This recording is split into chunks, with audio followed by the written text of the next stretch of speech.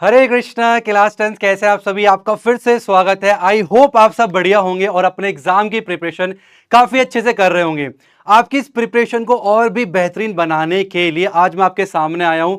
आज आपकी पहली क्लास होने वाली है, ठीक है। ये क्लास पहली जो है वो सबके लिए फ्री ऑफ कॉस्ट रहने वाली है। आज पहली क्लास वाईटी पे रखी गई आप सबके लिए। इसके बाद जो भी क्लास होगी वो सारी की सारी आपकी एप्लीकेशन के अंदर होने वाली है। देखो वैसे क्लास जो है ये कल होने वाली थी, ठीक है, बट टेक्निकल इशू के कारण भाई हमारे हाथ में तो है नहीं, ठीक है, तो कल नहीं हो पाई। बट कोई बात नहीं, आज हम स्टार्ट करने वाले चीज को। तो जितने प्यारे प्यारे बच्चे सभी के सभी फटाफट से आ जाएंगे। और अगर मेरी आवाज सही से आ रही है, मैं दिखाई दे रहा हूं, सुनाई दे रहा हूं, तो फटाफट से सारे बच्चे मुझे एक बार चैट सेक्शन में लिखेंगे कि यस सर सब कुछ ठीक है, स्टार्ट कर सकते हैं, ठीक है। हरे कृष्ण, अंशिका, तोषित, दिव्यांश, हेलो, हाय, रौनक, तुषित, बिंदासकर, हेलो, कैसे आप सभी। सबको हरे कृष्णा भाई, सारे आ जाओ फटाफट से। उसके बाद आज की क्लास को स्टार्ट करते हैं। बहुत ज्यादा मजा आने वाला है, ठीक है। बहुत सारे बच्चे ऐसे होंगे जो मुझे नहीं जानते होंगे। यहाँ पर मैं पहली क्लास ले रहा हूँ, ठीक है। कुछ कुछ जानते भी होंगे पर कोई बात नहीं, ठीक है। आज स्टार्टिंग है। आज बहुत ज्यादा हम लोग बहुत सारे ना आपके डाउट्स वगैरह रहते हैं, उस डाउट्स के ऊपर काम करेंगे, ठीक है। उस डाउट के साथ साथ फिर चैप्टर 1 रियल नंबर के ऊपर काम करेंगे। ये सारी चीजें करेंगे। लास्ट में बहुत सारे हम लोग क्वेश्चन करने वाले हैं, ठीक है। तो हरे कृष्णा, जितने प्यारे प्यारे बच्चे सभी आ चुके हैं, ठीक है। हरे कृष्णा हरे कृष्णा, ठीक है। तो आज हमारे पास जो उड़ान रीलोडेड का बैच है उसका पहला लेक्चर होने वाला मैथमेटिक्स का, जिसमें हम लोग रियल नंबर्स के बारे में पढ़ने वाले हैं, ठीक है। आगे जाने से पहले मैं बताना चाहूंगा कि टॉपिक्स हम लोग आज क्या क्या कवर करने वाले हैं, ठीक है। हम पढ़ाई के साथ साथ बहुत सारे ऐसे क्वेश्चन डाउट्स वगैरह रहते हैं कि सर थ्रू आउट द पूरा सेशन हम लोग कैसे पढ़ेंगे, किताबें कौन कौन से लेनी चाहिए, है ना, कैसे करना है, सैंपल पर कैसे सॉल्व करना चाहिए, सारी बातों को हम लोग आज डिस्कस करेंगे। उसके बाद फिर पढ़ाई की तरफ चलेंगे। तो हम लोग आज डिस्कस कर रहे हैं, पहला जो टॉपिक है वो है फंडामेंटल थ्योरम और अर्थमेटिक। पहले तो मैंने आपको ये बता दूं कि जो चैप्टर 1 है ना, ये बहुत ही ज्यादा आसान चैप्टर है। कहते हैं ना, अगर आपने क्लास 9th में कुछ भी नहीं पढ़ा है, बिल्कुल आपको कुछ भी समझ नहीं आता है, फिर मैथमेटिक्स आपकी बहुत ज्यादा वीक है, उसके बावजूद में ये चैप्टर बहुत ही ज्यादा मस्त चैप्टर। पता है ये चैप्टर आपके एग्जाम में ना 6 मार्क्स कवर करता है।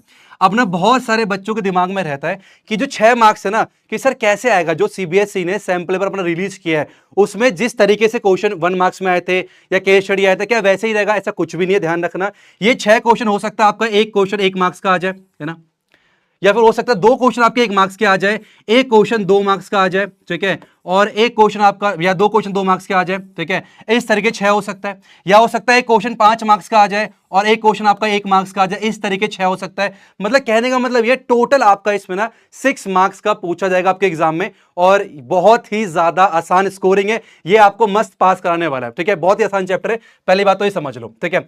उसके टॉपिक्स कौन से? पहले हम पढ़ेंगे fundamental theorem of arithmetic, theorem है, ठीक है, जो कि बहुत ज्यादा आसान है, इसके ऊपर डिस्कस करेंगे। फिर एलसीएम एचसीएफ। अब ये ना आप लोग क्लास 6 7 8 से पढ़ते आ रहे हो, ठीक है, लेकिन होता क्या ना, बहुत सारे ऐसे क्वेश्चंस होते हैं डेली लाइफ में जिसे वर्ड प्रॉब्लम कहते हैं। वहां पर हम लोग सीखेंगे एलसीएम एचसीएफ का मेन कॉन्सेप्ट क्या होता है, कैसे उसका हम लोग इस्तेमाल करने वाले हैं, ठीक है। उसके बाद हम पढ़ेंगे भाई एलसीएम और एचसीएफ में ना रिलेशन भी होता है, बहुत ही प्यारा रिलेशन है, और हर साल इनके रिलेशन के ऊपर क्वेश्चन आता ही आता है। तो ये रिलेशन हम लोग पढ़ने वाले, और बहुत सारे हम लोग यहां पर प्यारे प्यारे क्वेश्चंस करने वाले, ठीक है। आप लोगों के दिमाग में कोई भी चैप्टर पढ़ रहे हो ना, आप लोगों के दिमाग में रहता है कि सर जो हमारे पास जो भी चैप्टर पढ़ रहे हैं यहां से ना क्वेश्चंस सीबीएसई ने कैसे पूछे हैं, ठीक है। तो सीबीएसई ने 2022 में, 23 में, 24 में जैसे क्वेश्चन कैसे कैसे क्वेश्चन पूछे थे वो सारे हम लोग यहां डिस्कस करने वाले हैं। डर रहता है कि सर कैसा क्वेश्चन एग्जाम में पूछा जाएगा। भाई सीबीएसई एग्जाम देने जा रहे हैं, अब सीबीएसई एग्जाम देने जा रहे हैं तो सीबीएसई ने कैसे कैसे क्वेश्चन अभी तक पूछे वो पता होना चाहिए ना, तभी तो तैयारी करेंगे ना। तो वो हम लोग बहुत सारे क्वेश्चंस आज देखने वाले हैं, ठीक है। देखो स्टार्टिंग क्लास है, मैंने पहले ही कहा था बहुत सारे ऐसे छोटे भाई बहन मेरे होंगे जिनका बेसिक वीक है बहुत ज्यादा, अभी मिड टर्म के एग्जाम हुए वो बहुत अच्छे नहीं गए होंगे, है ना। तो बिल्कुल चिंता की बात नहीं, बेसिक से स्टार्ट करेंगे आराम आराम से, और एकदम एडवांस लेवल पर सारी चीज लेके जाऊंगा। ऐसा कोई भी क्वेश्चन नहीं होगा जो आप एग्जाम में देखोगे और ये कहोगे अरे सर ये तो हमने कभी देखा ही नहीं। सारे क्वेश्चन आप लोग पहले ही यहां पर देख चुके होंगे, इतना विश्वास जरूर रखना, ठीक है। चलिए अब थोड़ा सा हम लोग आगे बढ़ते हैं, ये टॉपिक हम लोग डिस्कस करने वाले हैं, ठीक है। आगे हमारे पास क्या है भाई, सबसे ज्यादा पूरे साल बच्चे दिमाग खाते हैं कि सर किताबें कौन सी फॉलो करनी है। एग्जाम के 10 दिन पहले भी यही पूछते हैं बच्चे कि किताब कौन सी फॉलो करनी चाहिए। तो अभी से देख लो, वैसे देखा जाए तुम्हें जो किताब फॉलो करनी चाहिए सबसे पहले आपको फॉलो करना चाहिए एनसीईआरटी। भाई एनसीईआरटी रटी होनी चाहिए, ये बात ध्यान रखना। एनसीईआरटी का हर एक क्वेश्चन, चाहे वो आपके एक्सरसाइज का हो, चाहे वो आपके एग्जाम्पल का हो, एनसीईआरटी भाई बिल्कुल नहीं छोड़नी, चाहे बेसिक से हो चाहे स्टैंडर्ड से। एनसीईआरटी जो है वो करनी ही करनी है, ठीक है। उसके बाद जब जब भी सीबीएसई अपना सिलेबस रिकमेंड करती है वहां पर भाई दो किताबें जरूर रिप्रेजेंट करती है, ठीक है, मेंशन करती है, एनसीईआरटी और एक है हमारे पास एनसीईआरटी एग्जाम्पलर। बहुत कम बच्चे होते हैं जो कि एनसीईआरटी एग्जाम्पलर को फोकस करते हैं, ठीक है।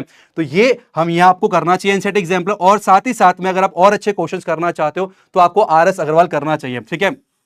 इसके बाद आपको करना चाहिए पीवाईक्यूज, ठीक है, पीवाईक्यूज करना चाहिए। उसके लास्ट में आपको करना चाहिए सैंपल पेपर। यही पैटर्न आपको फॉलो करना, ठीक है। तो सबसे पहले हमें क्या करनी है, एनसीईआरटी करनी है, उसके बाद एनसीईआरटी एग्जाम्पलर करना है, फिर आरएस अग्रवाल करना चाहिए, फिर पीवाईक्यूज करना चाहिए, सैंपल पेपर करना चाहिए। लेकिन अब तुम्हारे दिमाग में क्वेश्चन आ रहा होगा, सर यार एक बात बताओ, अभी तो अक्टूबर स्टार्ट होने वाला, क्या इतना समय है तुम्हारे पास कि हम एनसीईआरटी एग्जाम्पलर कर लें? क्या इतना समय कि इतनी मोटी हम लोग आरएस अग्रवाल लगा सकते हैं? क्या इतना समय हमारे पास है? नहीं, इतना समय हमारे पास नहीं है। पर चिंता की कोई बात नहीं, अगर आप इसमें से कोई सी भी किताब नहीं लोगे ना, चाहे आरएस हो चाहे एनसीईआरटी एग्जाम्पलर हो, मैं इतने क्वेश्चन यहां पर करा दूंगा ना कि आपको इसकी कमी महसूस ही नहीं होगी। क्वेश्चंस करने के बाद देखो, मैं हमेशा विश्वास रखता हूं क्वेश्चंस पे। जितनी ज्यादा मैथमेटिक्स में प्रैक्टिस करोगे, जितने ज्यादा क्वेश्चन लगाओगे, उतनी ज्यादा मैथ स्ट्रांग होती है। भाई कोई भी शॉर्टकट नहीं है कि मैं कोई एक ट्रिक सिखा दूं, है ना, कोई मंत्र बता दूं कि भाई एक काम करो, है ना, ये वाला क्वेश्चन है तो इस तरीके से कर लेना, ऐसा कुछ भी नहीं है। प्रैक्टिस से ही सब कुछ होना है। खास करके मैथमेटिक्स में तो भाई प्रैक्टिस ही मांगता है। तो जितने ज्यादा हम क्वेश्चन की प्रैक्टिस करेंगे उतना ही ज्यादा हमारा मैथमेटिक्स स्ट्रांग होता चला जाएगा, ठीक है। तो बस विश्वास रखना है कि जो क्वेश्चंस मैं कराऊंगा या जो क्वेश्चन आपको असाइनमेंट में दूंगा, होमवर्क में दूंगा, वो बहुत अच्छे से करना है। Session through out the session आपको फॉलो कर रही है और आप खुद देखोगे कि आपके जो मार्क्स है वो बहुत ज्यादा बूस्ट हो चुके होंगे, ठीक है। Thank you so much. चलो अब हम आगे बढ़ते हैं। कुछ चीजें भाई, एक बात मैं आपको बता दूं कि ये जो बैच हमारे पास है, इसको स्टार्ट करने से पहले कुछ चीजों को ना आपको बहुत अच्छे से ध्यान रखना है। क्योंकि होता क्या है ना, देखो, जब भी हम लोग कोई नया बैच लेते हैं ना, देखो मैं अपनी बात बताऊं ना, कुछ भी नया स्टार्ट करता हूं भाई, मैं सोचता हूं यार कल से ना एक भी क्लास मिस नहीं करूंगा, एक भी क्लास मिस नहीं करूंगा। स्टार्टिंग कर रहा हूं, मेरे को ना बीच में घुसने की आदत नहीं कहीं पर भी। स्टार्टिंग से सब बढ़िया चलना चाहिए, और जहां थोड़ा खराब हुआ ना मैं छोड़ता हूं, फिर नया प्लान बनाता हूं, ठीक है। तो ऐसे ही तुम्हारा पहले वो बैकलॉग हो गया, उसके चक्कर में फिर नया बैच अब ये निकल के आया, ठीक है। कोशिश करना एक भी क्लास मिस ना करो। पहला टॉपिक है हमारे पास, कोशिश करना एक भी क्लास मिस ना हो। पता क्या होगा, हाँ, अगर मान लो कोई तबियत बहुत ज्यादा खराब हो गई, कोई बहुत ज्यादा इमरजेंसी हो जाए, तो उस केस में क्या करना, नेक्स्ट डे से पहले आप लोग इस रिकॉर्डेड लेक्चर को देख लेना याद से, पर मिस मत करना। क्योंकि पता सारी लड़ाई ना एक तक की होती है। मान लो अगर आपने पहली एक भी क्लास छोड़ दी ना, काउंटिंग शुरू हो गई है, एक क्लास छोड़ी, अब दूसरी छूटेगी, फिर तीसरी छूटेगी, तो ये काउंटिंग बढ़ती जाएगी, फिर क्या आएगा, बैकलॉग आएगा, और जिस मकसद से ये लिया था हमने वो भी खराब हो जाएगा। तो कोशिश करना एक भी लेक्चर ना छूटे। नेक्स्ट सबसे इंपॉर्टेंट चीज क्या भाई, अच्छे से नोट्स बना लेना। हम क्या करते हैं ना भाई, क्लास चल रही है, फटाफट से कॉपी लिया, रफ में फटाफट लिख लेते हैं, लिख लिया, साइड में कर दिया। अब जब एग्जाम टाइम आया तो तुम क्या करोगे, फिर से लेक्चर थोड़ी देखोगे। इतना समय किसी पे नहीं होता एग्जाम टाइम में कि बैठ के लेक्चर देख रहे हैं। तो लेक्चर नहीं देखना होता, उस समय क्या है, आपके पास प्रॉपर सारे कॉन्सेप्ट नोट्स प्रॉपर अच्छे से होना चाहिए कि क्लास में सर ने ये बताया था, ये इंपॉर्टेंट क्वेश्चन मार्क कराया था, सर ने ये थ्योरम लिखवाया था, वो सारी चीज आपके पास एक अच्छे फेयर कॉपी में होना चाहिए। दो कॉपी बनाना, एक फेयर बनाना है, एक रफ बनाना है, ठीक है। जब क्लास चल रही है उस समय कोशिश करो जो भी क्वेश्चन दूं फेयर में करो, कोई दिक्कत की बात नहीं है। पर क्लास होने के बाद थोड़ा समय निकालना, थोड़ा सा, उसके बाद उसको फेयर जरूर कर लेना। जब एग्जाम टाइम आएगा ना तो भाई आपको फेयर कॉपी से देखना, बार बार वीडियो नहीं देखना है। ऐसे ही मैं अपने स्कूल और कॉलेज में क्या करता था, A4 साइज शीट ले ली, ठीक है, और उसी में 15-20, मान लो फिजिक्स पढ़ रहा हूं या बायोलॉजी पढ़ रहा हूं, 15-20 मैंने पेज बना लिया, सारा फेयर कर रखा है। आप 3-4 पेन यूज कर सकते हो, है ना। जो मान लो क्वेश्चन बहुत ज्यादा इंपॉर्टेंट है उसे ग्रीन से कर लिया, या कुछ नया कॉन्सेप्ट ऐड करा उसे रेड से कर दिया। तो ऐसे करके आप 3-4 पेन का इस्तेमाल करके अच्छा नोट जरूर बना लेना, सभी सब्जेक्ट में ये बात करो, ठीक है। नेक्स्ट हमारे पास क्या है भाई, जो भी आपको होमवर्क दिया जाता है या फिर जो भी डीपीपी दिया जाता है, तो डेली प्रैक्टिस प्रॉब्लम उसको सॉल्व करना है, ठीक है। अब मान के चलो मेरा काम है पढ़ाने का, मैंने अच्छे सारे कॉन्सेप्ट समझा दिए, पढ़ा दिए, सब कुछ करा दिया मैंने, लेकिन उसके बाद कैसे माना जाएगा कि आपको समझ में आया? कब? जब आप क्वेश्चन लगाओगे बैठ के, हाँ भाई ये सारे क्वेश्चन सर ने होमवर्क में दिए थे, अगर ये क्वेश्चन हो पा रहे तब मानूंगा ना कि भाई तुम्हें भी समझ में आया है। वरना मैं पढ़ा के चला गया, इतना मैंने पढ़ा है उतना आ गया, लेकिन क्वेश्चंस करोगे उसके बाद पता चलेगा तुम्हें कितना अच्छे से आया। तो ये तुम्हें अच्छे से करना है। और लास्ट में हमारे पास क्या है भाई, टाइम टू टाइम रिवीजन। ये नहीं होता, बहुत सारे बच्चे तो क्या कहते हैं, सर मैंने पूरी आरएस अग्रवाल कर ली थी, मैंने पूरी एनसीईआरटी एग्जाम लगा ली थी, सर मैंने सारे एनसीईआरटी कर लिए थे, लेकिन समझ नहीं आ रहा एग्जाम के टाइम पे मैं सब भूल कैसे गया, सर डर लग रहा है बहुत ज्यादा, मैं कैसे करूंगा सारी चीजों को। क्यों होता पता, ये नया आता जा रहा, पुराना जाता जा रहा, नया आता जा रहा, पुराना जाता जा रहा। वैसे तुम्हें पता हम जिस माहौल में रहते हैं ना, इतने सारे डिस्ट्रैक्शन, और ऐसे डिस्ट्रैक्शन में चीजों को लंबे समय तक याद रख पाना भाई बहुत मुश्किल है आज के टाइम पे। इसलिए टाइम टू टाइम रिवीजन करनी है। हफ्ते में एक दिन कम से कम आपने कोशिश करनी है कि भाई रिवीजन टाइम टू टाइम होती रहे, ठीक है।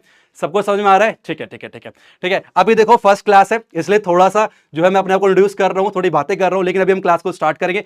बहुत सारे क्वेश्चंस करेंगे, बहुत सारे कॉन्सेप्ट समझेंगे, चिंता मत करो, विश्वास रखना। और लास्ट पॉइंट यही कहूंगा, फिफ्थ पॉइंट जो कि मैंने लिखा नहीं है, अपने फैकल्टी पे, अपने टीचर पे विश्वास जरूर रखना, क्योंकि वो टीचर ऑलरेडी हजारों बच्चों को टॉपर बना चुका है। उसने 5-6 साल का एक्सपीरियंस लिया है, क्या बच्चों को करना चाहिए, क्या बच्चों को नहीं करना चाहिए, ये सारी बातें उसके पास है और निचोड़ के आपको बता रहा है। तो विश्वास रखना, अपने हिसाब से दिमाग मत लगाना, जो आपके टीचर है उसकी बात जरूर से मानना। ठीक है, इतनी बात क्लियर हो गई सबको? चलिए अब हम पढ़ते हैं भाई, अब मेन मुद्दे पे आते हैं, रियल नंबर। ठीक है, अब नंबर के पहले क्या लिखा हुआ है? नंबर के पहले लिखा हुआ है रियल। अच्छा सर, रियल का मतलब क्या? नंबर्स भी आर्टिफिशियल डुप्लीकेट होते हैं क्या? हाँ भाई, नंबर्स भी ना 2 प्रकार के होते हैं। ठीक है, बहुत मजा आने वाला आज की क्लास में, ध्यान से सारे बच्चे सुनते रहेंगे, है ना। बेसिक अभी तुम्हारे जो डाउट्स होंगे वो बीच में लेता रहूंगा, लेकिन अभी कोशिश करो फोकस्ड होकर लेक्चर को अटेंड करने के लिए। बहुत सारे क्वेश्चंस करेंगे, उन क्वेश्चन करने की कोशिश करो, उसके बाद जो भी आपके डाउट्स होंगे वो हम लोग यहां पर ले लेंगे। ठीक है ठीक है, सबको समझ में आ रहा है? Okay okay. चैप्टर 4 नहीं, अभी आज चैप्टर 1 की क्लास है, चैप्टर 4 भी हम करेंगे, जैसे जैसे आगे जाएंगे बढ़ते हैं क्वेश्चन करते रहेंगे। ठीक है, चलो सबसे पहले बात करते हैं रियल नंबर की। ठीक है, रियल नंबर की, या फिर एक काम करो, सबसे पहले बात करते हैं नंबर्स की। ठीक है, सबसे पहले हम लोग बात करते हैं नंबर्स की। ठीक है, ओके। अब ना 2 तरह के नंबर होते हैं, जैसे कि एक आपको दिखाई दे रहा है। ठीक है, एक आपका जो नंबर होता है वो होता है रियल, भाई भाई जो ओरिजिनल है ना, एक होता है आपका रियल नंबर। और एक और नंबर होता है जो कि रियल नहीं है, वो इमेजिनेशन में है। ठीक है, वो क्या होता है? वो आपका होता है इमेजिनरी नंबर। क्या होता है बोलो? Imaginary number. इमेजिनरी नंबर 2 तरह के नंबर होते हैं भाई, सिंपल सी बात है। कौन कौन से होते हैं? एक हमारे पास होता है रियल नंबर होता है, और एक होता है हमारे पास इमेजिनरी नंबर। ठीक है, जो इमेजिनरी नंबर क्या है ना, वो रियल में एग्जिस्ट नहीं करता, ये सारी इमेजिनेशन में। और ये जो चीज है ये आप पढ़ने वाले हो क्लास 11th में। किसमें पढ़ने वाले हो? क्लास 11th में आप लोग पढ़ने वाले हो इमेजिनरी नंबर के ऊपर, जिसमें हम लोग डिटेल में पढ़ेंगे कॉम्प्लेक्स नंबर को। किसको पढ़ेंगे? कॉम्प्लेक्स नंबर को। ठीक है, ये रियल में एग्जिस्ट नहीं करते, ये सारा इमेजिनेशन है भाई, ध्यान रखना। ठीक है, चलो, लेकिन अभी हम क्या पढ़ने वाले? अभी हम पढ़ने वाले रियल नंबर। बहुत सारे बच्चे ऐसा मैं देखता हूं कि ना रियल नंबर की एग्जैक्ट डेफिनेशन नहीं पता। कोई पूछ लो ना भाई रियल नंबर क्या है? सर रियल नंबर का मतलब 1 होता है, 2 होता है, 3.5 माइनस का, ऐसे डेफिनेशन देते हैं। डेफिनेशन क्या है, कहना क्या चाहते हो, वो तो पता होना चाहिए ना। तो रियल नंबर का मतलब है, सिंपल सी भाषा मान लो, हमने करना क्या है, जितने भी हमारे पास रैशनल नंबर होते हैं, ठीक है, समझेंगे अभी ये भी क्या है, जितने भी हमारे पास रैशनल नंबर होते हैं और प्लस में जितने भी हमारे पास इरेशनल नंबर होते हैं, जितने भी रैशनल नंबर होते हैं और जितने भी इरेशनल नंबर होते हैं, अगर हम इन दोनों को साथ में जोड़ देना तो हमारे पास बन जाता है बराबर में रियल नंबर। सिंपल सा कहने का मतलब क्या है, एक थैला ले लो, उस थैले के अंदर सारे रैशनल नंबर डाल दो, उस थैले के अंदर सारे इरेशनल नंबर डाल दो, अब जो थैला बनाना वो थैला बना रियल नंबर का। और अगर मैं आपसे एक क्वेश्चन पूछता हूं, देखते कितने बच्चे सही आंसर देते हैं इसका, सबको चैट सेक्शन में आंसर देना। अच्छा एक बार बताओ, अगर मैं रियल नंबर में से सारे के सारे रैशनल नंबर माइनस कर दूं तो मेरे पास क्या बचने चाहिए? बताओ जरा फटाफट से, जल्दी सभी को बताना है कि अगर मैं रियल नंबर में से रैशनल नंबर माइनस कर दूं तो मेरे पास क्या बचेगा? बताओ फटाफट से, जल्दी सबको बताना है। ओके, दीक्षा ने बोला इरेशनल नंबर। ओके, तो बहुत जल्दी चैट से आ रहे हैं, सभी बच्चों ने क्या बोला? इरेशनल। बहुत बढ़िया, कोई जीरो भी कह रहा है।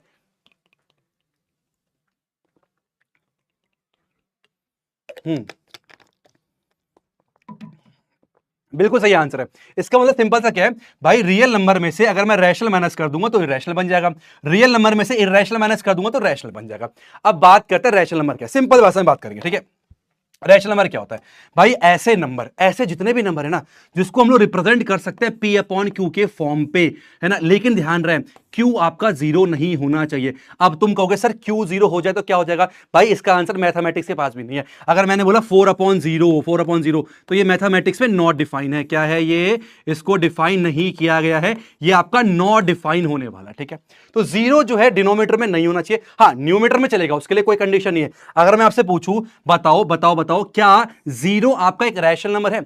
मैंने बोला कि डिनोमीटर में 0 नहीं होना चाहिए, नीचे अगर मैं 1 लगा दूंगा तो क्या बन गया? क्या ये P अपॉन क्यू के फॉर्म पे नहीं बन गया? यस, तो 0 भी आपका रैशनल नंबर है। एग्जांपल और देख सकते हैं, मैंने बोला 4/3 ये आपका रैशनल नंबर है, 0/2 आपका रैशनल नंबर है, 1/3 आपके रैशनल नंबर है। ये सारे क्या हैं? आपके रैशनल नंबर कहलाते हैं। ये तो बहुत आसान था। अब बहुत बच्चे कंफ्यूज रहते हैं कि सर इररेशनल नंबर किसे कहते हैं, ये जरा बताओ। अब समझते हैं इररेशनल नंबर को आप 2 तरीके से डिफाइन कर सकते हो। बहुत आसान भाषा में बताने वाला हूं, मैं बिल्कुल नहीं चाहता कि मेरे छोटे भाई बहन कंफ्यूज हो, बिल्कुल सरल भाषा में चलेंगे आराम आराम से। ठीक है, इर्रेशनल नंबर की बात करते हैं। इर्रेशनल नंबर सबसे पहला तरीका आप समझ सकते हो, ऐसा कोई भी नंबर जो कि रूट के अंदर से बाहर नहीं आ पा रहा। जैसे कि मैंने बोला √2 बोला, ठीक है, ये रूट से बाहर नहीं आ पाएगा। √3 बोला, √5 बोला, √7 बोला, ये सारे के सारे नंबर जो कि आपके रूट से बाहर नहीं आ पाते, ये सारे इर्रेशनल नंबर कहलाते हैं। एक तो आसान भाषा में ये है, और दूसरा अगर मैं आपको बताऊं तो ये आपने क्लास 9th में पढ़ा होगा। जो भी नंबर का या फिर कह लो कोई भी नंबर हमारे पास दे रखा है, उसका अगर डेसिमल एक्सपेंशन क्या है, नॉन टर्मिनेटिंग है। क्या है? नॉन टर्मिनेटिंग है, ठीक है। ये क्या होता है, कंफ्यूज नहीं होना, डरना बिल्कुल नहीं है, बताऊंगा अभी। प्लस में नॉन रिपीटिंग है। क्या है? नॉन टर्मिनेटिंग और नॉन रिपीटिंग है, तो हम उसको इर्रेशनल नंबर कह देते हैं। अच्छा सर, ये क्या मतलब है, क्या लिख दिया आपने? कोई बात नहीं, मैं समझाता हूं इसका क्या मतलब, सुनो ध्यान से, ठीक है। नॉन टर्मिनेटिंग का मतलब क्या होता है, जैसे कि एग्जांपल समझते हैं। मैंने बोला 0.01 001 0001 00001 डॉट डॉट डॉट। अब ये कहना ये खत्म नहीं हो रहा, ये आगे बढ़ता जा रहा है, ये आगे बढ़ता जा रहा है, कोई टर्मिनेशन पॉइंट नहीं है, तो इसको बोलते हैं नॉन टर्मिनेटिंग, ठीक है। क्या बोलते हैं? नॉन टर्मिनेटिंग बोलते हैं। और साथ ही साथ में यहां पर ना कोई नंबर रिपीट भी नहीं हो रहा। जैसे अगर मैं बात करूं 0.3333 एंड सो ऑन, तो यहां पर साफ साफ देख सकते हैं जो 3 है ना, ये नॉन टर्मिनेटिंग है बट रिपीटिंग है। 3 बार बार बाबा रिपीट हो रहा है। लेकिन इस केस में क्या है, पहले आया 01, फिर आया 001, फिर आया 0001, तो यहां पर क्या है, नॉन टर्मिनेटिंग है और नॉन रिपीटिंग है। तो ऐसे जो डेसिमल एक्सपेंशन होते हैं, ये भी आपके इर्रेशनल नंबर कहलाते हैं। अब कुछ चीजें हैं जो बच्चों को हमेशा दिक्कत देती है, उसके ऊपर डिस्कस करते हैं, फिर आगे बढ़ जाते हैं, ठीक है। कुछ ना समझ में आए तो बताना बिल्कुल आराम से, कोई दिक्कत की बात नहीं है, ठीक है। चैप्टर 4 करवाएंगे, ट्रिग्नोमेट्री कराएंगे, सारी चीज कराएंगे, लेकिन अभी आराम आराम से जो चीज मैं करा रहा हूं उसको समझते चलो, ठीक है। चलो ओके, अब आगे चलते हैं। हमारे पास कुछ चीजें जो बच्चों को हमेशा कंफ्यूज करता हूं, मैं समझा दूं आपको। इरेशनल नंबर ना कहीं पर भी आ जाए, वो सबको इरेशनल बना देता है ना। एक ऐसा इंसान जो कि नेगेटिव हो, वो किसी के बीच में आ जाए, वो सबको नेगेटिव बना चला जाता है। तो ऐसे ही समझ लो इसे। जैसे कि मैंने बोला भाई 3 क्या है, एक रैशनल नंबर है, प्लस में √2 क्या है, एक इरेशनल नंबर है। तो रैशनल प्लस में इरेशनल, ये हमेशा आपका जो है 3 + √2, ये जो टर्म हमारे पास है, ये आपका इरेशनल ही कहलाएगा। बात समझ में आई? रैशनल प्लस इर्रेशनल, इर्रेशनल कहलाएगा। मैंने बोला रैशनल, ठीक है, मल्टीप्लाई बाय इर्रेशनल, कितना आएगा? ये 3√2 निकल के आ गया। मतलब किसी भी अगर एक्सप्रेशन, किसी भी एक्सप्रेशन पे अगर कोई आपको ऐसा नंबर दिखाई देता है जो कि रूट से बाहर नहीं आ पा रहा, तो वो आपका इर्रेशनल नंबर कहलाता है। तो ये 3√2 रैशनल मल्टीप्लाई बाय इर्रेशनल, ये आपका अगेन इर्रेशनल बन जाएगा। ये सारी बात ध्यान रखना। मान लो रैशनल अपॉन पे इर्रेशनल, ठीक है, इसकी मैंने बोला 1 अपॉन पे √2, तो ये भी आपका इर्रेशनल है। मतलब कोई भी ऐसा एक्सप्रेशन जहां पर आपका रूट से नंबर बाहर नहीं आ पा रहा, वो क्या कहलाता है? वो कहलाता है आपका इर्रेशनल नंबर। मेरे ख्याल से आपको बहुत अच्छे से रियल नंबर क्या होता है वो समझ में आ चुका है। रियल नंबर 2 प्रकार के होते हैं, रैशनल होते हैं, इर्रेशनल होते हैं। दोनों कहानी आपको बहुत अच्छे से समझ में आ चुके हैं।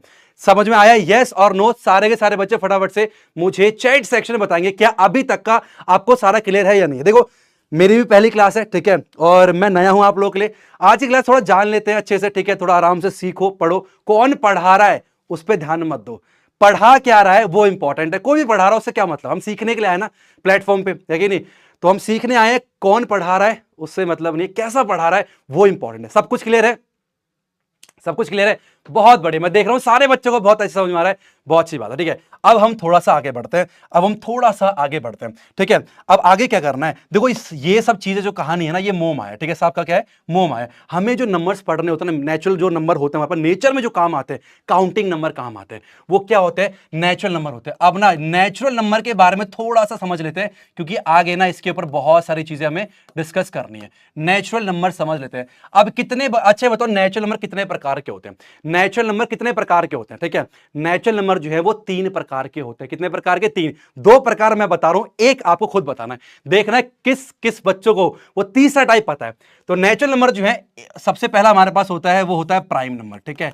नेचुरल नंबर फर्दर 3 पार्ट्स में बटा है। पहला हमारे पास क्या है? प्राइम नंबर है, ठीक है, ठीक है। और दूसरा हमारे पास क्या है? दूसरा हमारे पास है कंपोजिट नंबर। क्या है? दूसरा हमारे पास है कंपोजिट नंबर। अबे तीसरा बताओ मुझे, तीसरा बताओ, ये तीसरा बताओ फटाफट से, सबको आंसर देना। नेचुरल नंबर हमारे पास 3 भाग में, कौन कौन सा हमारे पास? एक तो हमारे पास प्राइम नंबर है, एक है कंपोजिट नंबर, एक नंबर और होता है, वो बताओ। को प्राइम कह रहे हैं नहीं नहीं भाई, को प्राइम नहीं है, को प्राइम नहीं, को प्राइम नहीं। हाँ प्रीति ने आंसर सही दिया है। जो बच्चे 1 कह रहे हो बिल्कुल सही कह रहे हैं। हाँ 1 1 1, ठीक है 1। अरे इंटीजर कहां से आ गया भाई? इंटीजर तो आगे की चीज है, ठीक है। हाँ तो नेचुरल नंबर क्या है? एक आपका होता है प्राइम नंबर, ठीक है, और एक होता है आपका कौन सा, कंपोजिट नंबर। और तीसरा हमारे पास क्या निकल के आता है, तीसरे जो भाई साहब हमारे पास है वो वन इकलौते बैठे हुए हैं, ठीक है। अब वन क्यों है, कैसे है, ये सारी कहानी मैं आपको थोड़ी देर बताने वाला हूं, पहले इनको समझ लेते हैं, फिर वन क्यों इन दोनों में लाइन नहीं करता ये बताओ। बहुत बच्चों को यही नहीं पता वन क्या है। वन क्या है sir, one is a prime number. अरे वन प्राइम नंबर कैसे है, अभी देख लेते तुम सबको पता चल जाएगा, ठीक है।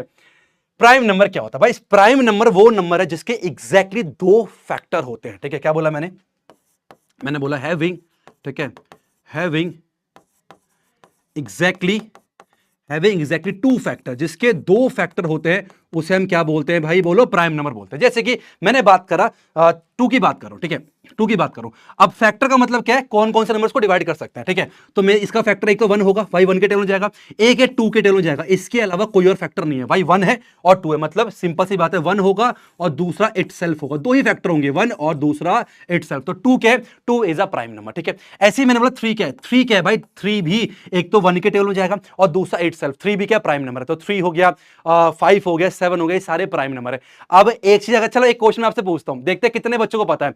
मुझे ये बताओ एक से लेकर 100 के बीच में, एक से लेकर 100 के बीच में कितने प्राइम नंबर्स होते हैं। मैं देखना चाहता हूं कितने बच्चों को ये चीज पता है। और पता है ये चीज तुम्हें पता होनी चाहिए। प्रोबेबिलिटी में क्वेश्चन आ गया था लास्ट ईयर जिसमें प्राइम नंबर होने की प्रोबेबिलिटी पूछी थी। अब बच्चे गिन रहे हैं बैठ के कि 2 है, 3 है, 5 है। ये पता होना चाहिए कि एक से लेकर 100 के बीच में कितने प्राइम नंबर होने चाहिए, ठीक है। चलो, कोई 99 कह रहा है, कोई 77 कह रहा है, अरे अरे ना ना, मजा नहीं आ रहा यार, ना गलत जानकारी भाई तुम लोग को।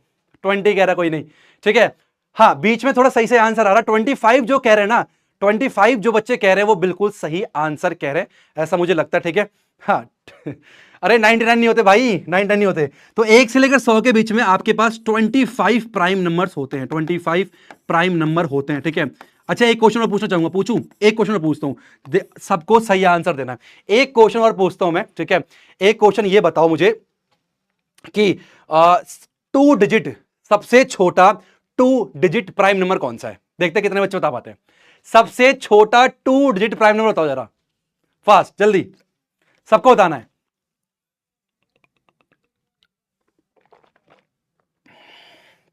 बहुत बढ़िया, बहुत बढ़िया, बहुत। अरे 2 आंसर क्यों लिख रहे हो भाई, 2 डिजिट, 2 डिजिट।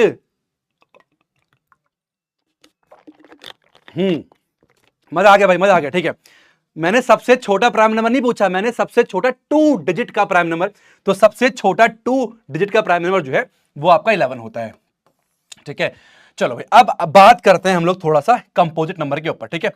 मजा आ रहा है, एंजॉय कर रहे हो सारे बच्चे, एंजॉय कर रहे हो, ठीक है। मेरी देखो पहली क्लास है, ठीक है भाई, मैं भी पहली बार आया हूं यहाँ पर, पहली क्लास है, ठीक है। तो अच्छे सपोर्ट वगैरह करना ताकि मैं खुल के पढ़ा सकूं, ठीक है। ऊपर से बीमार था बहुत ज्यादा, ठीक है, अभी एडमिट था, तो एनर्जी वापस लाने के लिए थोड़ा समय लगेगा, पर कोई बात नहीं, पूरी कोशिश कर रहा हूं अच्छे से पढ़ा पाऊं, ठीक है। ओके, चलो, कंपोजिट नंबर किसे कहते हैं, having more than 2 factors, having more than 2 factor, जिसके पास 2 से ज्यादा फैक्टर्स होते हैं उसे हम लोग बोल देते हैं कंपोजिट नंबर। जैसे कि मैं बात करूं, किसकी बात करूं, 4 की बात करूं। अब देखो ध्यान से देखना, 4 को ध्यान से देखने की कोशिश करना। 4 जो है ना, ये भाई 1 भी इसका फैक्टर है, 1 के टेबल में जाता है, इसका फैक्टर 2 भी है और इसका फैक्टर 4 भी है। इसका मतलब इसके 2 से ज्यादा फैक्टर है। जिसके 2 से ज्यादा फैक्टर होते हैं उसे हम बोलते हैं कंपोजिट नंबर, जिसके एग्जैक्टली 2 फैक्टर होते हैं उसे हम बोलते हैं प्राइम नंबर। तो 1 देखते हैं किसी कैटेगरी लाई कर रहा है। अब देखो 1 के फैक्टर बनाओ भाई, चाहे 1 का बोलो 1 के टेबल में जाएगा और दूसरा इटसेल्फ भी 1 ही है, तो 1 का केवल एक ही फैक्टर है भाई। 2 फैक्टर होता तो प्राइम बोल देते, 2 से ज्यादा होता तो कंपोजिट बोल देते। भाई ये तो एक ही में अटक गया, इसका तो एक ही फैक्टर है, वो खुद ही है। तो इसका मतलब ना तो ये इस डेफिनेशन में लाई कर रहा है, ना ही ये इस डेफिनेशन लाई कर रहा है। इसका मतलब बोलेंगे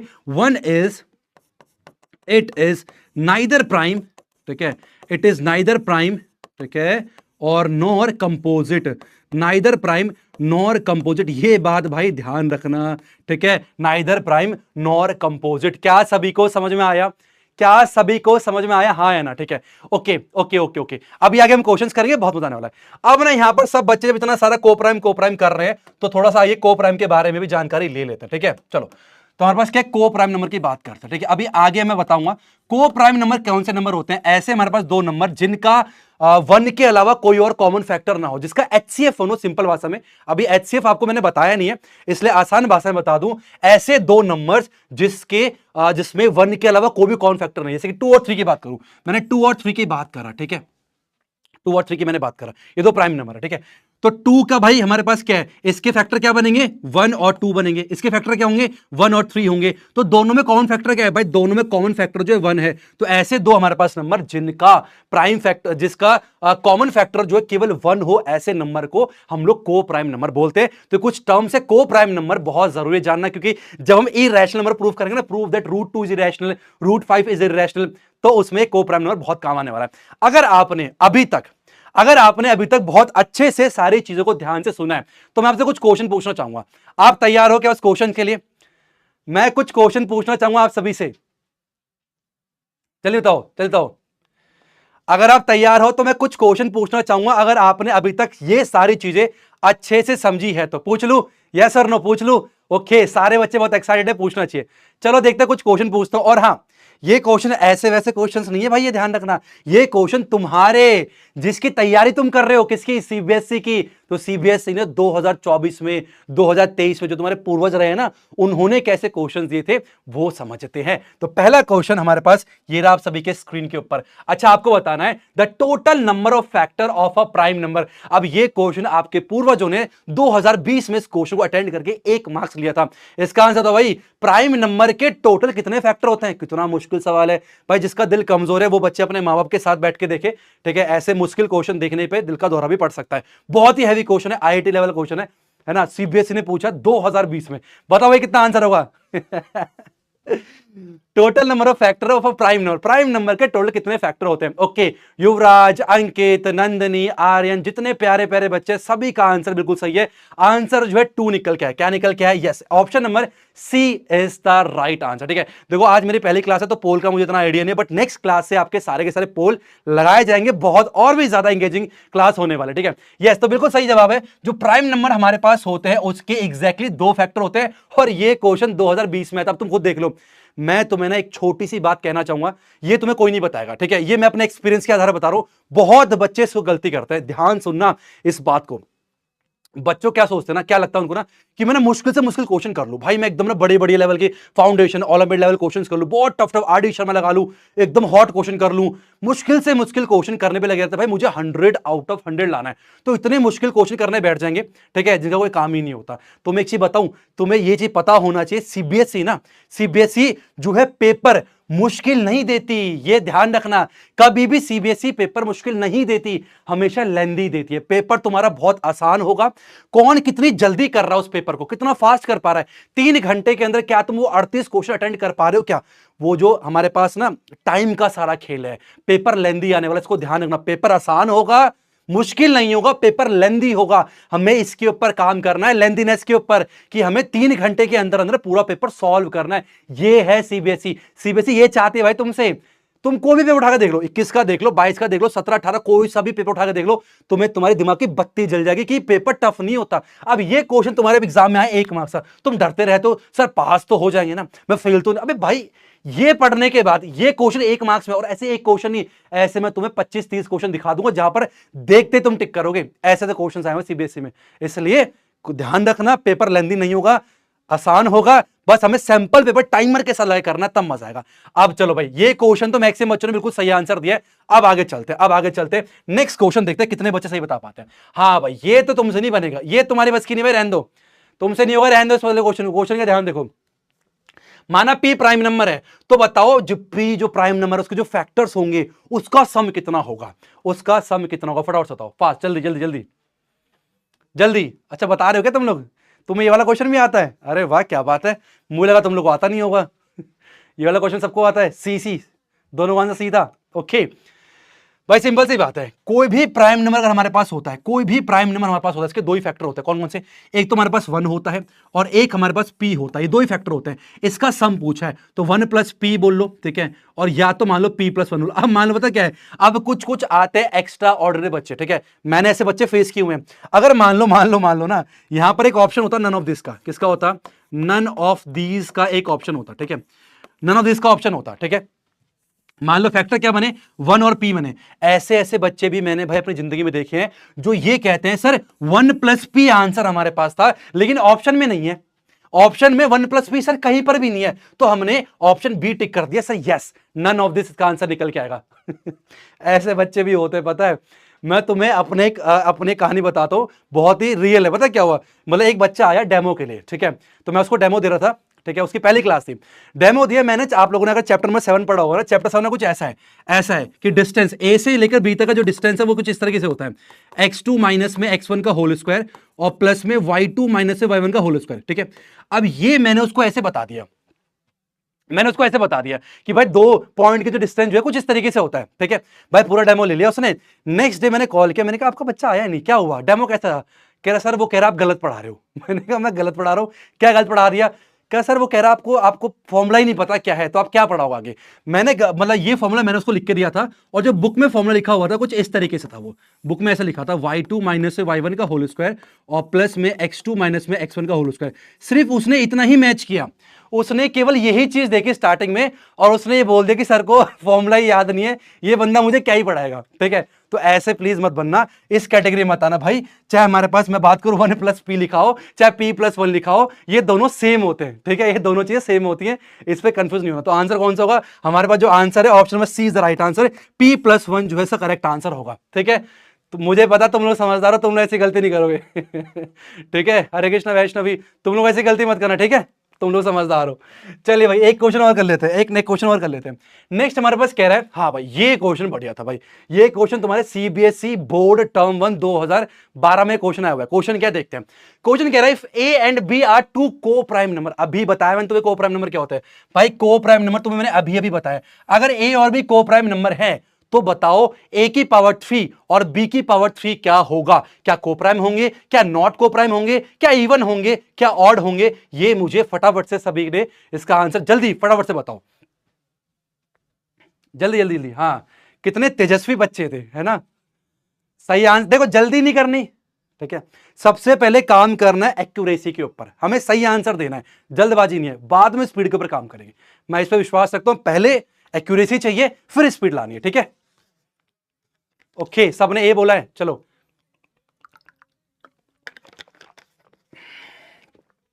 अगर आप लोग भी एंजॉय कर रहे हैं सेशन को लाइक जरूर करते चलेंगे, ठीक है। चलो देखो, अगर तुम्हें समझ नहीं आ रहा कोई बात नहीं, एक काम करो एग्जांपल ले लो, ठीक है। मान लो मैंने 2 ले लिया और 3 ले लिया, भाई 2 और 3 क्या है भाई? को प्राइम नंबर है, ठीक है। ए मान लो ये है और ये मान लो बी है, ठीक है। हमें बोला गया ए क्यूब प्लस ए क्यूब और बी क्यूब, ए क्यूब की बात करें और बी क्यूब की बात करते हैं, ठीक है। ए क्यूब क्या है? 2 का क्यूब करना, 2 को 3 बार गुणा करना, 2 दूनी 4 दूनी 8, 8 निकल के आ गया। 3 का क्यूब क्या है? 27 निकल के आ गया। तो 8 और 27 है। अब मुझे बताना ये क्या है, ठीक है। क्या दोनों इवन है, क्या दोनों ऑड है? भाई तो काट ही दो, इवन और तो काट ही दो, ठीक है। अब चेक करना है को प्राइम है या फिर नॉट को प्राइम है, ठीक है। अब 8 के फैक्टर्स क्या क्या हमारे पास? भाई 2 होगा इसका फैक्टर, ठीक है भाई, इसका फैक्टर एक 1 होगा, ठीक है, इसका फैक्टर 4 निकल के आएगा, ठीक है, और इसका फैक्टर 8 निकल के आएगा। भाई ये 4 फैक्टर होंगे। 27 में क्या क्या फैक्टर बनेगा बताओ? 27 का बनेगा भाई 1 बनेगा, ठीक है, और 3 के डिटेल में आएगा ये, ठीक है, 9 के डिटेल में आएगा ये, और 27। तुम साफ साफ देख सकते हैं इसमें ना केवल जो फैक्टर है, जो कॉमन फैक्टर है वो केवल 1 है। ये मतलब कह लो ये इसका जो HCF है ना वो केवल 1 दे रखा है, तो इसका मतलब ये अभी क्या है आपके, ये अभी भी आपका को प्राइम नंबर है, ठीक है। तो ऑप्शन कौन सा होगा? ऑप्शन में ए इज द राइट आंसर। जितने प्यारे प्यारे बच्चों ने ऑप्शन ए बोला है उनकी जितनी तारीफ की जाए उतनी कम। बहुत ही बढ़िया बढ़िया तरीके से आप लोग कर रहे हो। एक बात ध्यान रखना, चैप्टर 1 पे सबसे ज्यादा दिक्कत आती है रिमाइंडर वाले क्वेश्चन पे, हाँ या ना। सबसे ज्यादा दिक्कत आती है कि कहां पर HCF निकालना है, कहां पर LCM निकालना है, इसमें समझ नहीं आता है कि नहीं। ये सारी प्रॉब्लम दूर करेंगे, आपको ट्रिक्स बताऊंगा बहुत सारी, जिसको क्वेश्चन को देखते ही, एक नहीं 3 तरीके बताऊंगा, देखते ही पता चल जाएगा कि कहां पर HCF निकालना है, कहां पर LCM निकालना है। सारी बातें होंगी, आराम से बैठ के है ना पूरा सेशन अटेंड करो, अच्छे जो क्वेश्चन कराए जाते हैं उन सारे क्वेश्चन करो, और आप लोग भी काफी ज्यादा एंजॉय करोगे और मुझे भी काफी मजा है। काफी अमेजिंग स्टूडेंट्स हैं यहाँ पर, है ना, काफी ज्यादा एनर्जेटिक फील कर रहा हूं मैं। थैंक यू सो मच इतने सपोर्ट के लिए। आगे चलते हैं, ठीक है। चलो भाई क्वेश्चन होंगे, बीच में कॉन्सेप्ट आएगा, फिर बीच में क्वेश्चन आएंगे, कॉन्सेप्ट आएगा और क्वेश्चन आएंगे, ठीक है। चलो आगे चलते हैं। अब हमारे पास क्या है भाई, एक क्वेश्चन और है। क्वेश्चन क्या है? क्वेश्चन कह रहा है भाई, ये क्वेश्चन आपके एनसीईआरटी में भी है और जस्ट अभी जो आपका एग्जाम गया सीबीएसई 2024 उसमें पूछा गया क्वेश्चन। भाई 2024 का देख लो भाई क्या क्वेश्चन है, इतना मुश्किल क्वेश्चन, ये 2 या 3 मार्क्स में था। क्वेश्चन कह रहा है कि शो दैट दिस जो भी है is not a prime number. ये प्राइम नंबर नहीं है, ये हमें प्रूव करना है। प्राइम नंबर नहीं है मतलब क्या, ये कंपोजिट नंबर है, ये हमें दिखाना है, ठीक है। चलो तो कैसे करेंगे? देखो यहां पर क्या है हमारे पास दे रखा है कि 11 मल्टीप्लाई बाय 19, ठीक है, मल्टीप्लाई बाय 23 और प्लस में 3 मल्टीप्लाई बाय 11। अब कैसे करेंगे, ठीक है, एक काम करते हैं, यहां पर भी 11 है, यहां पर भी 11 है, तो एक काम करो 11 को कॉमन कर लेते हैं। कितना आएगा, ये आएगा 19 मल्टीप्लाई बाय 23 और प्लस में 3 निकल के आएगा। ठीक है ठीक है ठीक है ठीक है ठीक है, ओके। अब क्या आपके इसको मल्टीप्लाई करना। अब जिसको मल्टीप्लाई अच्छे से आता है वो आराम से कर ले, वरना मल्टीप्लाई करने की मेरे पास एक बहुत ही बेहतरीन ट्रिक है। ट्रिक बताओ तुम लोग को, देखो 19 और 23 करने को सबसे फास्ट ट्रिक है। सुनो ध्यान से, आपने 2 और 3 को बड़ा बड़ा लिखना है, ठीक है, मल्टीप्लाई करने की ट्रिक बता रहा हूं तुम लोगों को मैं। और 19 है ना, 19 को भी बड़ा बड़ा लिख लेना है। बच्चे मुझे ट्रिक बहुत मांगते हैं कि सर मल्टीप्लाई की ट्रिक बताओ, तो ये ट्रिक आप सभी ये ले, ठीक है। फिर आपने करना क्या है, इस नंबर को इन दोनों से मल्टीप्लाई करना है। 9 3 27, 2 कैरी जाएगा, 7 नीचे आएगा, ठीक है। 9 2 जा 18 और ऊपर जोड़ना है 18 19 और 20, ठीक है, 20 निकल के आएगा। बहुत बढ़िया। अब यहां पर एक ऐसे क्रॉस करना है। अब 1 के मल्टीप्लाई, 1 3 जा 3 निकल के आएगा, 1 2 जा 2 निकल के आएगा और इसको जोड़ लेना है। जोड़ने का 7 आएगा, यहां पर यहां 3 आएगा, आराम से जोड़ना है, 2 और 2 4। तो ये है इसकी ट्रिक। 437 जो है वो आपका आंसर निकल के आएगा, ठीक है। समझ में आ गए? हाँ, ये बहुत ही जबरदस्त ट्रिक है, ये बहुत कम बच्चों को पता होता है, मैंने आज बता दिया। जब भी कभी मल्टीप्लाई आए ना, फटाफट से ऐसे कर लेना है। सबको समझ में आ गया? ठीक है, तो 437 निकल के आएगा, ठीक है। तो इसको 11 मल्टीप्लाई बाय 437, ठीक है, और प्लस में 3 निकल के आ गया। बोलो हाँ या ना? सबको समझ में आ रहा है? तुम्हें लग रहा होगा आज कुछ नया सीखने को मिलेगा ना, मजा सा आएगा, सर क्या बताने जा रहे हैं। यहाँ मोह मोह हो गया तुम लोग के साथ। 437, ठीक है। चलो अब हम ऐड करेंगे इसे, 11 मल्टीप्लाई बाय निकल के आएगा और 440 निकल के आएगा, ठीक है। 440 भाई चेक कर लेना भाई ना, मेरी मैथ थोड़ी कमजोर है। 440 निकल के आएगा। देखो साफ साफ देख सकते हैं हर टर्म का ना 1 तो फैक्टर होता ही है, ठीक है। यहाँ पर 11 भी फैक्टर है, यहाँ पर 440 भी है।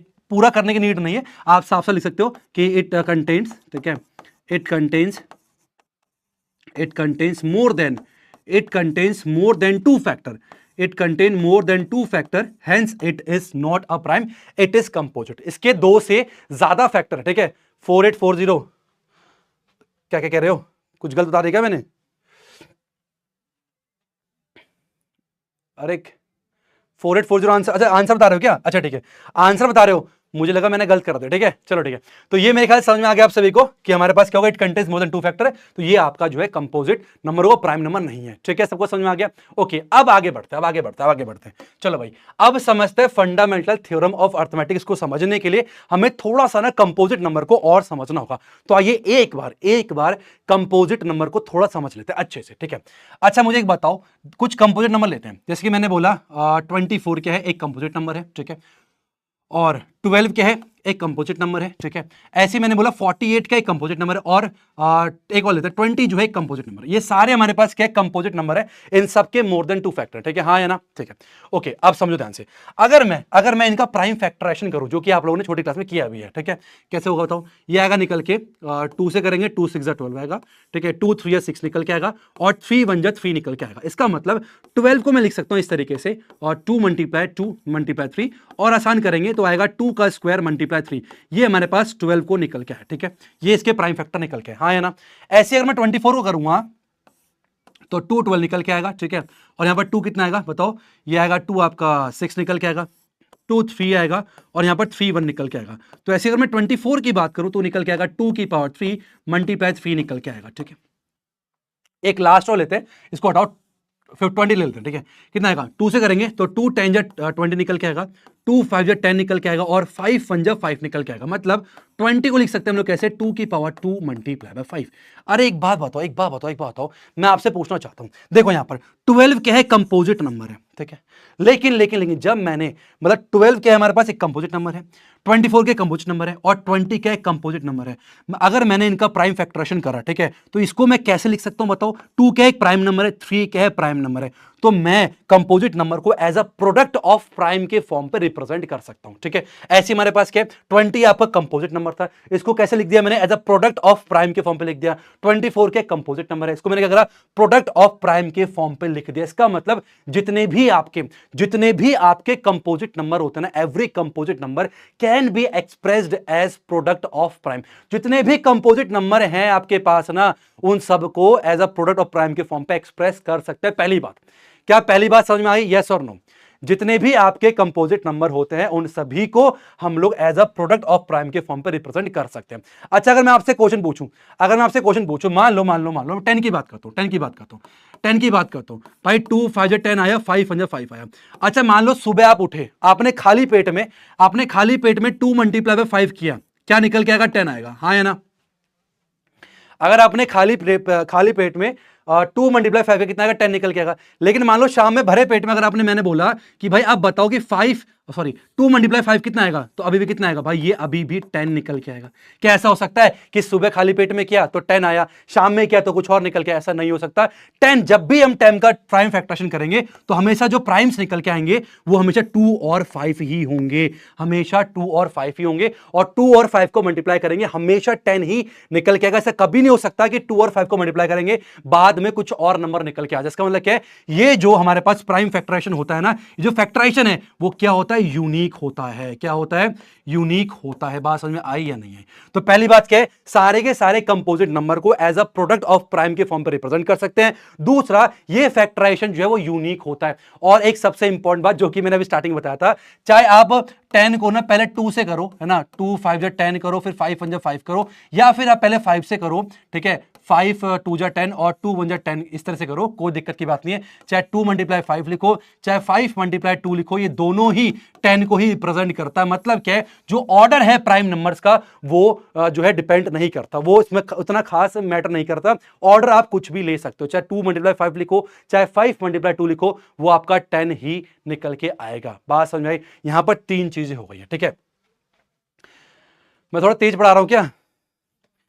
होता है ना, थोड़ी पहले पहले क्लास है ना, थोड़ा थोड़ा सा हो जाता है, आराम से कोई नहीं करेंगे, ठीक है। अब डेफिनेशन पे आते हैं, डेफिनेशन पे आते हैं।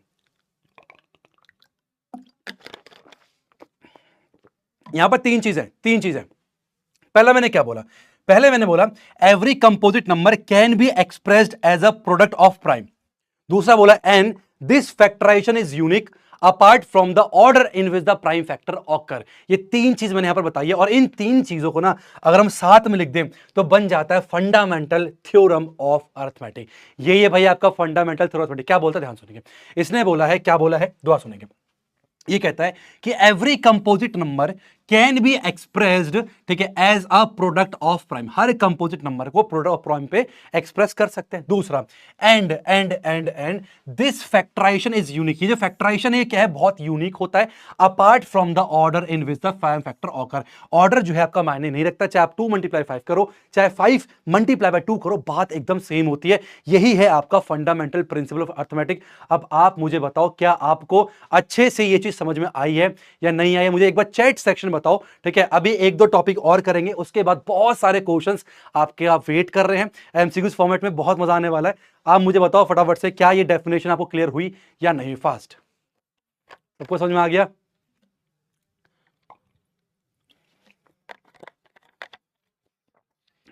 बहुत बढ़िया, बहुत बढ़िया, बहुत बढ़िया। क्लियर है सबको? बहुत बढ़िया। कुछ यस कह रहे हैं, कुछ नो कह रहे हैं। सर थोड़ा धीरे पढ़ाइए, ओके।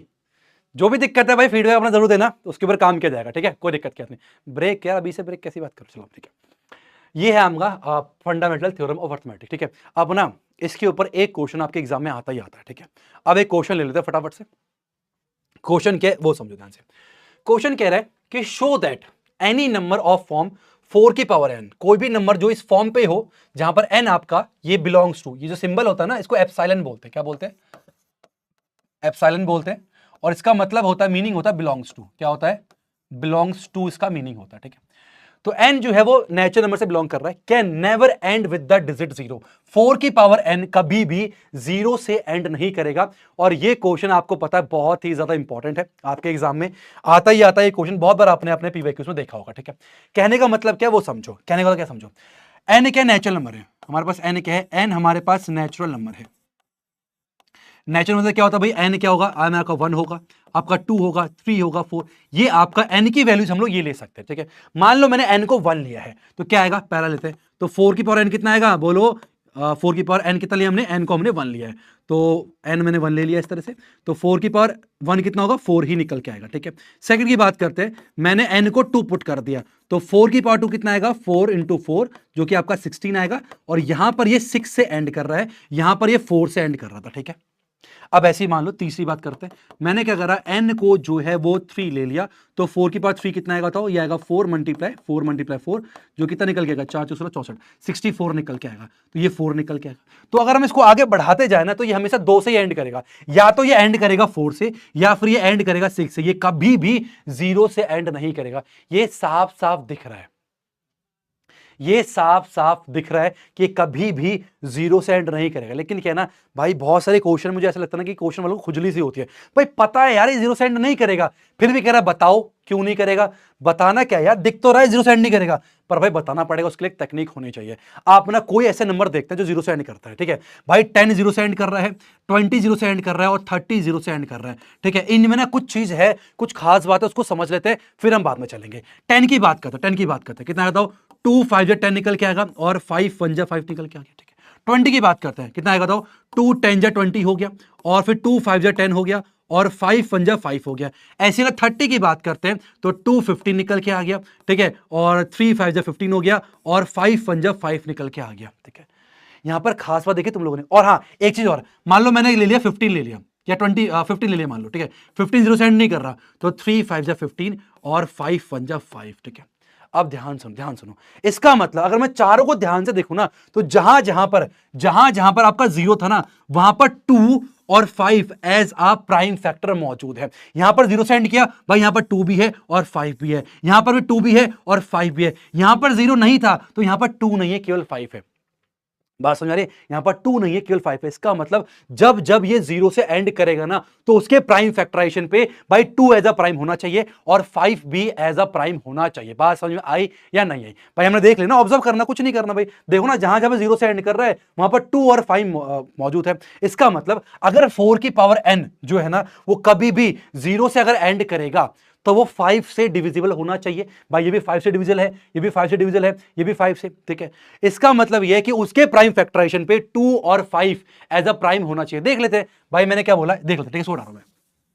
तो इसका मतलब अगर कभी 4 की पावर n अगर 0 से एंड करेगा, इसका मतलब इसके प्राइम फैक्टराइजेशन पे 2 और 5 होना चाहिए। ये देख लेते हैं, ठीक है, कितना आएगा, ये आएगा 2 मल्टीप्लाई बाय 2 की पावर n, ठीक है। तो हम साफ साफ देख सकते हैं यहां पर ना 2 का स्क्वायर की पावर n, यहां पर क्या है, यहां पर केवल 2 एज अ प्राइम मौजूद है। There is no 5 in its prime factorization, ठीक है। इसके प्राइम फैक्टराइजेशन पे 5 नहीं है, तो अगर इसके प्राइम फैक्टराइजेशन 5 नहीं है तो ये कभी 0 से एंड नहीं करेगा, ठीक है। अगर 2 भी होता और 5 भी होता, दोनों होने चाहिए, तो ये 5 से 0 से एंड करता। तो इसके प्राइम फैक्टराइजेशन में 5 एज अ प्राइम नहीं है, तो ये हमारा 0 से एंड नहीं करेगा। अब आपको रिप्रेजेंट कैसे करना है, सिंपल से आपने कैसे लिखना है भाई, सिंपल सी बात है। देखो, इफ 4 की power n end with digit 0 then it must have 5 as a factor, तो उसमें 5 एज अ फैक्टर होना चाहिए, ठीक है, 5 एज अ फैक्टर होना चाहिए। लेकिन 4 की पावर n जो है वो ये होता है, ठीक है। इसका मतलब क्या है कि यहां पर केवल 2 ही एज अ प्राइम फैक्टर है 4 की पावर n पे, ठीक है। यहां पर कोई भी 5 नहीं है, तो हम साफ साफ बोल सकते हैं कि 5 is not a factor of 4 की पावर n, हेंस 4 की power n can never and with the digit 0, ये कभी भी 0 से एंड नहीं करेगा। तो जब भी क्वेश्चन आपके एग्जाम में कुछ इस तरीके से आए, तो आपने क्या करना है, सिर्फ उसका प्राइम फैक्टराइजेशन करना है, और प्राइम फैक्टर में चेक करना है क्या 2 एज अ प्राइम है या 5 एज अ प्राइम है या नहीं है। अगर नहीं है तो वो कभी भी 0 से एंड नहीं करेगा, ठीक है। बात समझ में आ गई, सिंपल। अब चाहे मान लो 12 की पावर n हो, ऐसा क्वेश्चन भी आता है, क्या करना भाई, सिंपल सी बात है। यहां पर क्या है, 2 आएगा, 2 आएगा, ठीक है, इंटू कितना 3 निकल के आएगा। अब यहां पर भी क्या है, 5 विद प्राइम नहीं है, तो कोई भी दे, तो 12 पर n दे, कुछ भी दे, आपको सेम ही करना, ठीक है। अब एक जो है आप सभी के लिए होमवर्क रहने वाला है, ये आप सभी को एज अ होमवर्क करना है, ठीक है। जो भी क्वेश्चन आपको एज अ होमवर्क मिले उसको याद से करना है। यहां पर कह रहा है 6 की पावर n जो है वो क्या कभी 5 से एंड करेगा। 5 से एंड करने के लिए सिंपल सी बात है, वो 5 से डिविजिबल होना चाहिए, और 5 से डिविजिबल होने के लिए 5 एज अ प्राइम होना चाहिए। तो सेम वही कहानी लिखनी है, वही सारा काम है, और ये आपका होमवर्क है। और ये क्वेश्चन आपका बोर्ड एग्जाम में टर्म 1 पे 2015 पे पूछा गया था, ठीक है। तो जो भी होमवर्क दिया जाएगा वो सारे के सारे होमवर्क आपको करने हैं याद से, ठीक है। चलो अब आगे बढ़ते हैं, अब आगे चलते हैं। अब हमारे पास क्या है, LCM and HCF using prime factorization method, ठीक है। फटाफट से इस कॉन्सेप्ट को समझते हैं, फिर बहुत सारे हमारे पास क्या है क्वेश्चन है। भाई तुम लोगों ने एलसीएम बहुत अच्छे से पढ़ा हुआ है, एचसीएफ बहुत अच्छे से पढ़ा हुआ, लेकिन आज मैं तुम्हें एलसीएम एचसीएफ की कुछ अलग कहानियां बताने वाला हूं, ठीक है। अच्छे से समझना है एलसीएम क्या होता है और 2 नंबर का एचसीएफ क्या होता है। एलसीएम एचसीएफ निकालने के लिए कम से कम मिनिमम 2 नंबर चाहिए होते हैं। एक 3 का कोई एचसीएफ नहीं होता, 4 का कोई एचसीएफ नहीं होता। एचसीएफ निकालने के लिए कम से कम 2 नंबर हम लोग को यहां पर चाहिए होते हैं, ठीक है। कितने चाहिए होते हैं? 2 नंबर कम से कम हमें यहां पर चाहिए होते हैं, ठीक है। चलो देखते हैं, पहले इसकी मीनिंग समझो। पहले बात करते हैं एचसीएफ की और यहां पर बात करते हैं एलसीएम की। अच्छा, इसकी फुल फॉर्म बता सकते हो क्या? फुल फॉर्म क्या होता है भाई? एचसीएफ का मतलब होता है हाईएस्ट कॉमन फैक्टर। कंफ्यूज रहते हैं हमेशा यार, हाईएस्ट कॉमन फैक्टर, ठीक है। हाईएस्ट कॉमन फैक्टर, यहां पर क्या फैक्टर की बात की गई है, किसकी बात की गई? फैक्टर। अब हमारे पास क्या है? दूसरा एलसीएम है। एलसीएम मतलब क्या होता है? Lowest common multiple. Lowest common multiple, ये होता है आपका एलसीएम का मतलब। अब यहां पर क्या वर्ड यूज हुआ है? यहां पर वर्ड यूज है फैक्टर। यहां पर क्या वर्ड है? यहां पर यूज हुआ है मल्टीपल। अब इसको समझते हैं, उसके बाद इसकी डेफिनेशन देखते हैं, ठीक है। बहुत ज्यादा मजा आने वाला है, ध्यान सुनना, ध्यान सुनना। मान लो मेरे पास 2 नंबर है, कौन कौन से? एक मेरे पास 6 है, ठीक है, और एक मेरे पास 8 है। 2 नंबर है 6 और 8, ठीक है। ऐसे लिखते हैं, ये मेरे पास 6 है और एक मेरे पास 8 है, ठीक है। अच्छा, 6 के फैक्टर बता सकते हो क्या? बहुत आसान है, बता देते फटाफट से। ये भाई 1 के टेल हो जाएगा, इसका एक फैक्टर 2 भी निकल के आएगा, एक फैक्टर इसका 3 निकल के आएगा और एक फैक्टर इसका 6 भी निकल के आएगा, ठीक है। हाँ है ना? अच्छा अच्छा अच्छा, मुझे 8 के फैक्टर बता सकते हो क्या?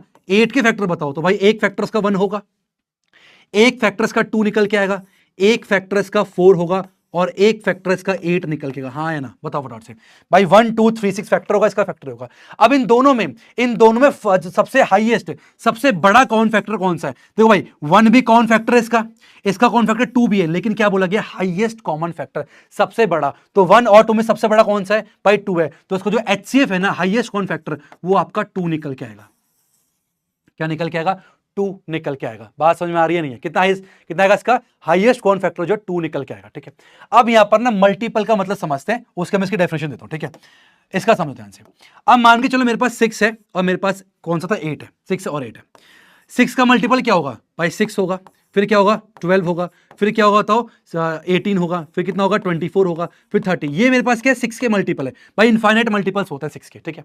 ऐसे 8 के मल्टीपल बताओ, वो क्या होंगे? 8 दूनी 16 के 24, ठीक है। उसका कितना? 8 हो जा 32, ठीक है। और इस तरीके से मेरे पास क्या है? इसके मल्टीपल होंगे। देखो, सबसे छोटा कॉमन मल्टीपल, इसके मल्टीपल 6 12 18 24 30 है, इसका मल्टीपल ये है, ठीक है। थोड़ा सा और आगे चलेंगे, ठीक है, इसकी थोड़ा सा और आगे चलते हैं, तो थोड़ा आगे चलते हैं। 30 हो गया ना, 36 निकल के आ गया, ठीक है, और 42 हो जाएगा और 48 हो जाएगा। चलते हैं, ठीक है, इस तरीके से। यहाँ पर कितना आएगा? 32 और 40 हो जाएगा, ठीक है, और 48 आएगा, इस चलता रहेगा, ठीक है।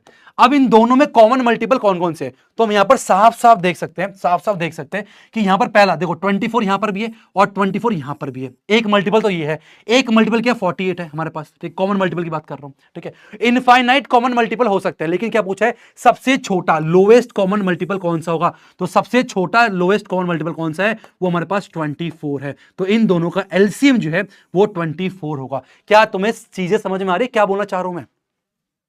इसमें हमारे पास जो एचसीएफ का मतलब क्या है? जो भी हमारे पास फैक्टर्स होते हैं उसमें common factor, highest common factor कौन सा है? इसका फैक्टर 1 भी है, इसका 2 भी है, दोनों में 1 भी कॉमन है, 2 भी कॉमन है, बट हाईएस्ट कौन सा है? 2 है। तो हाईएस्ट कॉमन फैक्टर 2 निकल के आएगा। इसमें क्या हमारे पास 6 के बहुत सारे मल्टीपल है, 8 के बहुत सारे मल्टीपल है, बहुत सारे कॉमन मल्टीपल्स भी होंगे, लेकिन सबसे छोटा लोएस्ट कॉमन मल्टीपल कौन सा है? वो आपका 24 है। ये तो हो गया एक ये तरीका है इसको समझने का, एक ये तरीका है इसको समझने का। अब एक और तरीका समझो जो तुम्हें अपने जो जितने भी तुम्हारे पास होंगे ना वर्ड प्रॉब्लम, उसमें इस्तेमाल करना है। क्या? सुनो ध्यान से।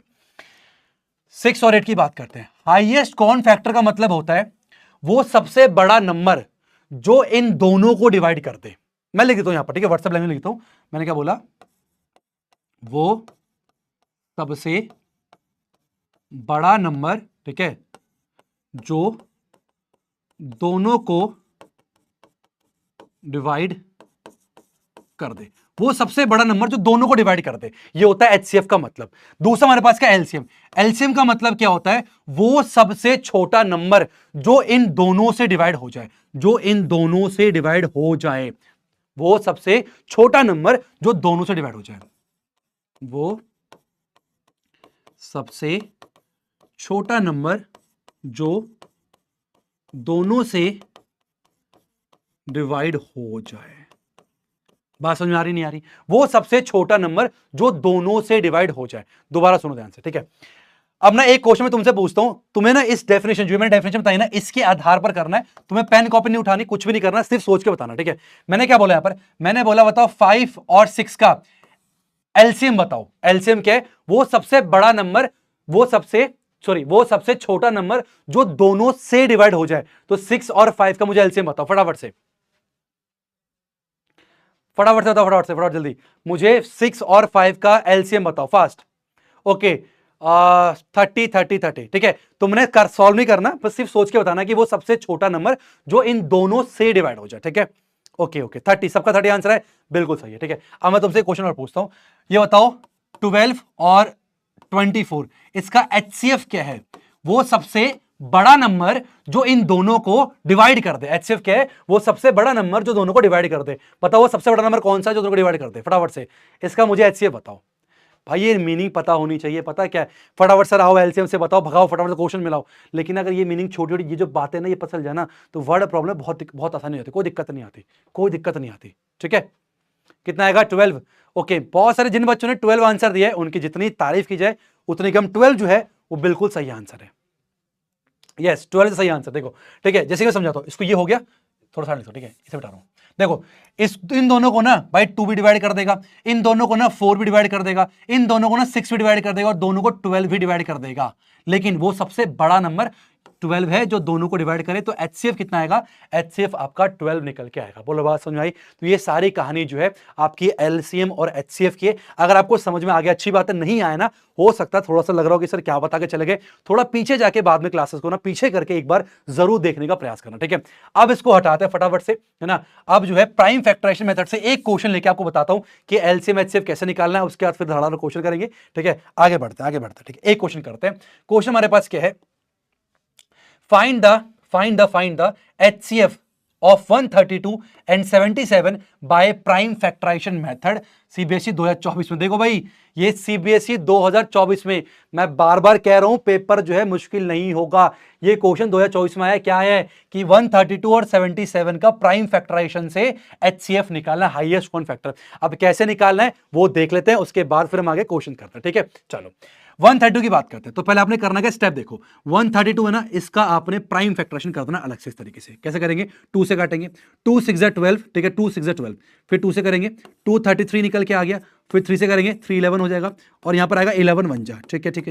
इसका मतलब 132 कैसे लिख सकते हैं? वो लिखेंगे इस तरीके से 2 मल्टीप्लाई बाय 3 मल्टीप्लाई बाय 11, जो कि हो जाएगा अपने पास इस तरीके से 2 की पावर 2 मल्टीप्लाई बाय 3 मल्टीप्लाई 11, ठीक है। इस तरीके से हम लोगों ने इसका एक्सप्रेस कर दिया था प्रोडक्ट प्राइम पे, ठीक है। दूसरा क्या 77 है, 77 की बात करते हैं भाई, इसका करो फटाफट से। 7 11 निकल के आ गया, 11 1 निकल के आ गया। इसका मतलब हम कह सकते हैं कि जो 77 है उसको कैसे लिखेंगे बोलो? या 7 मल्टीप्लाई बाय 11। अब मुझे क्या निकालना है? एचसीएफ निकालना है। क्या निकालना है? एचसीएफ निकालना है।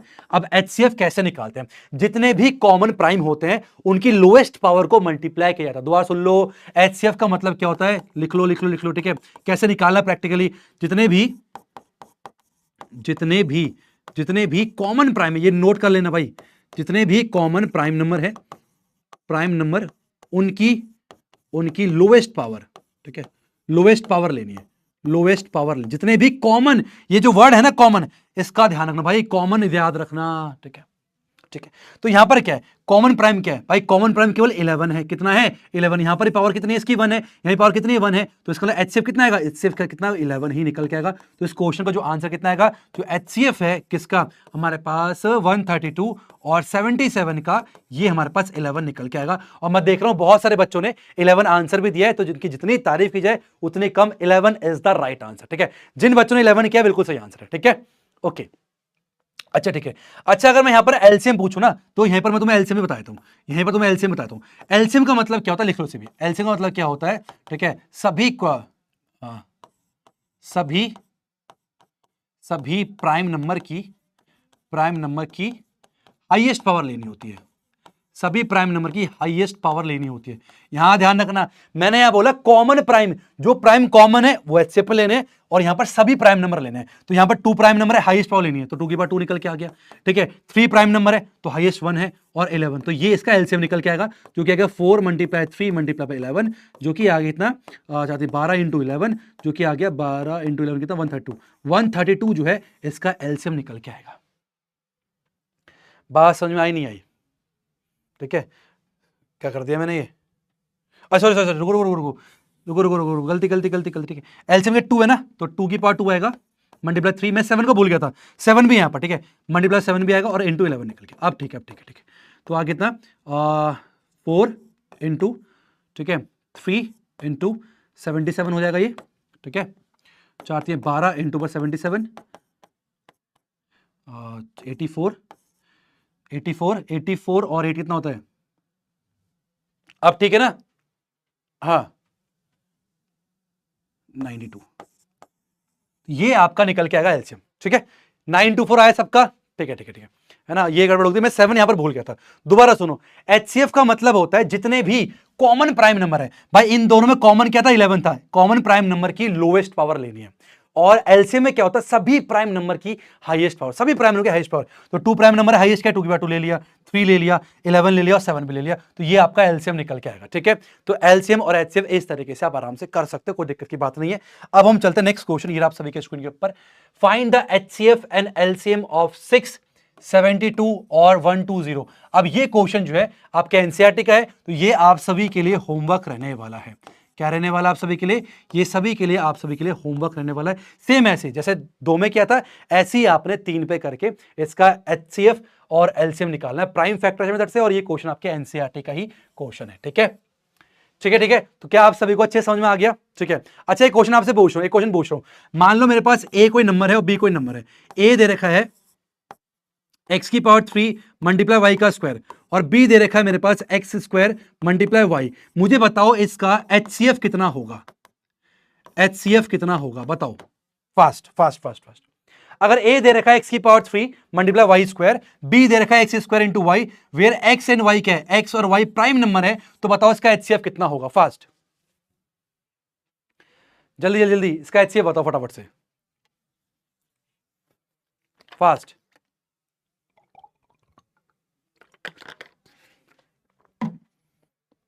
जल्दी चैट सेक्शन, जल्दी फास्ट। चलो, तो जिन बच्चों ने आंसर जो दिया है, जिन बच्चों ने आंसर कितना दिया है, मैक्सिमम बच्चों ने आंसर दिया है एक्स स्क्वायर वाई। देखते हैं मैंने एचसीएफ का मतलब क्या बोला है, एचसीएफ का मतलब बोला है जितने भी प्राइम नंबर है, कॉमन प्राइम नंबर उनकी लोएस्ट पावर। भाई एक्स प्राइम नंबर है, लोएस्ट क्या है, एक्स स्क्वायर है, यहां दोनों कॉमन प्राइम वाई है, लोएस्ट क्या वाई है, तो एक्स स्क्वायर वाई, ये आपका एचसीएफ होगा, इस ऐसे समझो, ठीक है, एचसीएफ होगा ये वाला, ठीक है। और अगर एलसीएम पूछता जितने प्राइम नंबर हाईएस्ट पावर, तो एक्स की पावर 3 हाईएस्ट है और वाई स्क्वायर हाईएस्ट है, तो ये आपका एलसीएम आता, ये आपका एचसीएफ है। तो इस तरीके से एलसीएम एचसीएफ की सारी कहानी जो है आपको समझ में आनी चाहिए, ठीक है। क्लियर है सभी को, ठीक है। जिन बच्चों ने लिखा है बहुत ही बढ़िया, ठीक है। चलो नेक्स्ट चलते हमारे पास क्या है, नेक्स्ट क्या, हाँ भाई अब इसका आंसर दे दो फटाफट से, देखते हैं कितने बच्चे आंसर दे पाते हैं। और ये क्वेश्चन भी आपके पूर्वजों ने 2018 में सॉल्व किया था। क्वेश्चन क्या है, What is the HCF of smallest prime number and the smallest composite number? देखते हैं कितने बच्चे इसका सही आंसर करते हैं, फास्ट। सबसे छोटे प्राइम नंबर और सबसे छोटे कंपोजिट नंबर का HCF क्या निकल के आएगा, फास्ट। ओके, कोई कह रहा है 1, कोई कह रहा है 4, कोई कह रहा है 2। अभी देखते हैं, ठीक है। क्लास कितने बजे तक होगी, क्लास होगी 5:45 तक, ठीक है। ओके, देखो क्या बोला इसने, ये भाई 2018 में आया है। एचसीएफ स्मॉलेस्ट प्राइम नंबर, सबसे छोटा प्राइम नंबर कौन सा होता है भाई, स्मॉलेस्ट प्राइम नंबर होता है कौन सा, 2 होता है, ठीक है। स्मॉलेस्ट कंपोजिट नंबर कौन सा होता है, ये आपका होता है 4, ठीक है। 2 कैसे लिखेंगे, 2 को लिखेंगे भाई यही होगा, 2 ही होगा। 4 क्या आएगा, 2 का स्क्वायर निकल के आएगा। एचसीएफ क्या होता है, कॉमन प्राइम की लोएस्ट पावर, लोएस्ट पावर क्या है, 2 की पावर 1 है, तो 2 की पावर 1 कितना, 2 निकल के आएगा। तो एचसीएफ जो है वो 2 निकल के आएगा, ठीक है। तो जिन बच्चों ने 2 बोला था बिल्कुल सही आंसर है, ठीक है। अब आगे चलते हैं, नेक्स्ट क्वेश्चन हमारे पास क्या कह रहा है।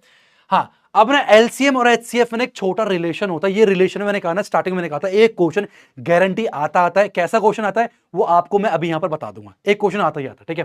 रिलेशन क्या होता है ध्यान सुनेंगे। मान लो मेरे पास कोई ए और बी दो इंटीजर्स है, दो नंबर है ए और बी, कोई मेरे पास दो नंबर दे रखे हैं, ठीक है। अगर इन दोनों नंबर के एचसीएफ की बात करूं, HCF of A comma B, ठीक है, और multiply by LCM of A comma B की बात करूं तो ये आएगा ए मल्टीप्लाई बी के बराबर, ठीक है। ये रिलेशन को याद कर लेना भाई, यहां से आपके एग्जाम में क्वेश्चन आता ही आता है।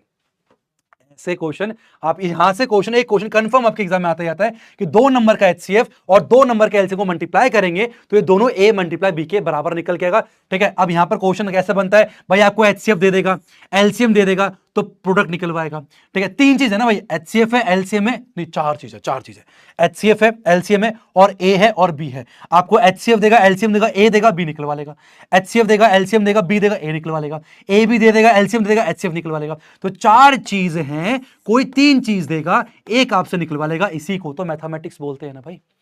हरे कृष्णा, इसी को तो क्या बोलते हैं, इसी को तो मैथमेटिक्स बोलते हैं, है कि नहीं। तो चार चीजें, कोई तीन देगा और चौथी आपसे निकलवाएगा। और हाँ, एक सबसे इंपॉर्टेंट बात ध्यान से रखना, HCF is always always always factor of LCM. इसको नोट करके लिख लेना, जो एचसीएफ है ना वो हमेशा एलसीएम का फैक्टर होता है। इसको नोट करके अपनी कॉपी में लिख लेना। इसके ऊपर भी सीबीएसई ने क्वेश्चन अपने एग्जाम में पूछा था, इसके ऊपर क्वेश्चन आपके एग्जाम में पूछा था। तो क्या आप सब लोग आज की क्लास में जितने भी हमने क्वेश्चंस करे हैं, क्या आप लोग तैयार हो कि अगर आपने कॉन्सेप्ट अच्छे समझ लिए तो क्या आप लोग रेडी हो क्वेश्चंस करने के लिए, यस और नो? फास्ट, जल्दी, फास्ट फास्ट फास्ट स्टार्ट करें क्वेश्चंस को। हमारे पास 15 मिनट्स है, सॉरी 10 मिनट्स हैं, ठीक है। तो कुछ क्वेश्चन कर लिए जाए, बाकी सारे क्वेश्चंस हम लोग क्या करेंगे आगे नेक्स्ट क्लास में करेंगे। बहुत सारे क्वेश्चंस है ना, आज थोड़ी बातें ज्यादा हो गई स्टार्टिंग में, आज क्वेश्चंस कम थे, बातें ज्यादा थी, ठीक है। पहली क्लास है इसलिए मैं ज्यादा लोड नहीं देना चाहता आप सभी को, ठीक है। पर फिर भी हो गया, आप क्वेश्चंस कर लेते हैं, ठीक है। हाँ, क्वेश्चंस करें, ठीक है। चलो कुछ क्वेश्चन ले लेते हैं एमसीक्यूज में, हालांकि बीच में भी क्वेश्चंस थे लेकिन अब इसे हम लोग आगे करेंगे, ठीक है, नेक्स्ट उसमें। तो अभी हम लोग कुछ क्वेश्चंस ले लेते हैं, चलो एमसीक्यूज लेते हैं, यहां से इंपॉर्टेंट क्वेश्चन करते हैं, ठीक है। चलो भाई, पहला क्वेश्चन और सबको फटाफट से चैट सेक्शन में आंसर देना, ठीक है, फटाफट चैट सेक्शन में आंसर देना। If P and Q R two distinct prime number, अगर पी और क्यू दो अलग अलग डिस्टिंक्ट मतलब क्या होता है, अलग अलग प्राइम नंबर्स हैं, तो बताओ उनका एलसीएम क्या होगा। फास्ट, जल्दी जल्दी सभी को आंसर देना है, फटाफट सबको आंसर देना है, ठीक है। अगर मेरे पास P और Q दो अलग अलग प्राइम नंबर्स है तो इनका एलसीएम क्या होगा। Okay, D for Deepak sir है ना, डी फॉर दीपक सर, बहुत बढ़िया, ठीक है, डी निकल के आएगा। हाँ बहुत बढ़िया, जिन बच्चों ने PQ बोला है उनकी जितनी तारीफ की तो Nikam PQ is the right answer, ठीक है भाई। सिंपल सी बात है, हमारे पास क्या है, P मेरे पास एक प्राइम नंबर है, ठीक है, और Q मेरे पास एक प्राइम नंबर है, ठीक है। एग्जाम्पल 2 3 ले लो, 2 ले लिया, 3 ले लिया, ठीक है। अब 2 का फैक्टर 2 ही होगा, 3 का फैक्टर 3 ही होगा। एलसीएम का मतलब क्या होता है, एलसीएम का मतलब होता है सभी कॉमन, सभी प्राइम नंबर्स की हाईएस्ट पावर। 2 प्राइम नंबर है और 3 प्राइम नंबर है ना, 6 निकल के आएगा, दोनों को मल्टीप्लाई करना होता है। तो यहाँ पे कितना आएगा, एलसीएम जो आएगा वो आएगा P multiply by Q, PQ निकल के आएगा। तो option number D is the right answer, option number D is the, जिन बच्चों ने डी बोला है जितनी तारीफ की जाए उतनी कम। नेक्स्ट सेकंड क्वेश्चन देखते हैं क्या कह रहे हैं। हाँ भाई, जैसे आपने एलसीएम बताया, एक बार एचसीएफ बताओ फटाफट से, एचसीएफ बताओ। जैसे आपने एलसीएम बताया फटाफट से एक बार एचसीएफ बताओ, जल्दी, fast fast fast fast. Okay, answer आना शुरू हो चुका है, 1 1 1, चेक करते हैं।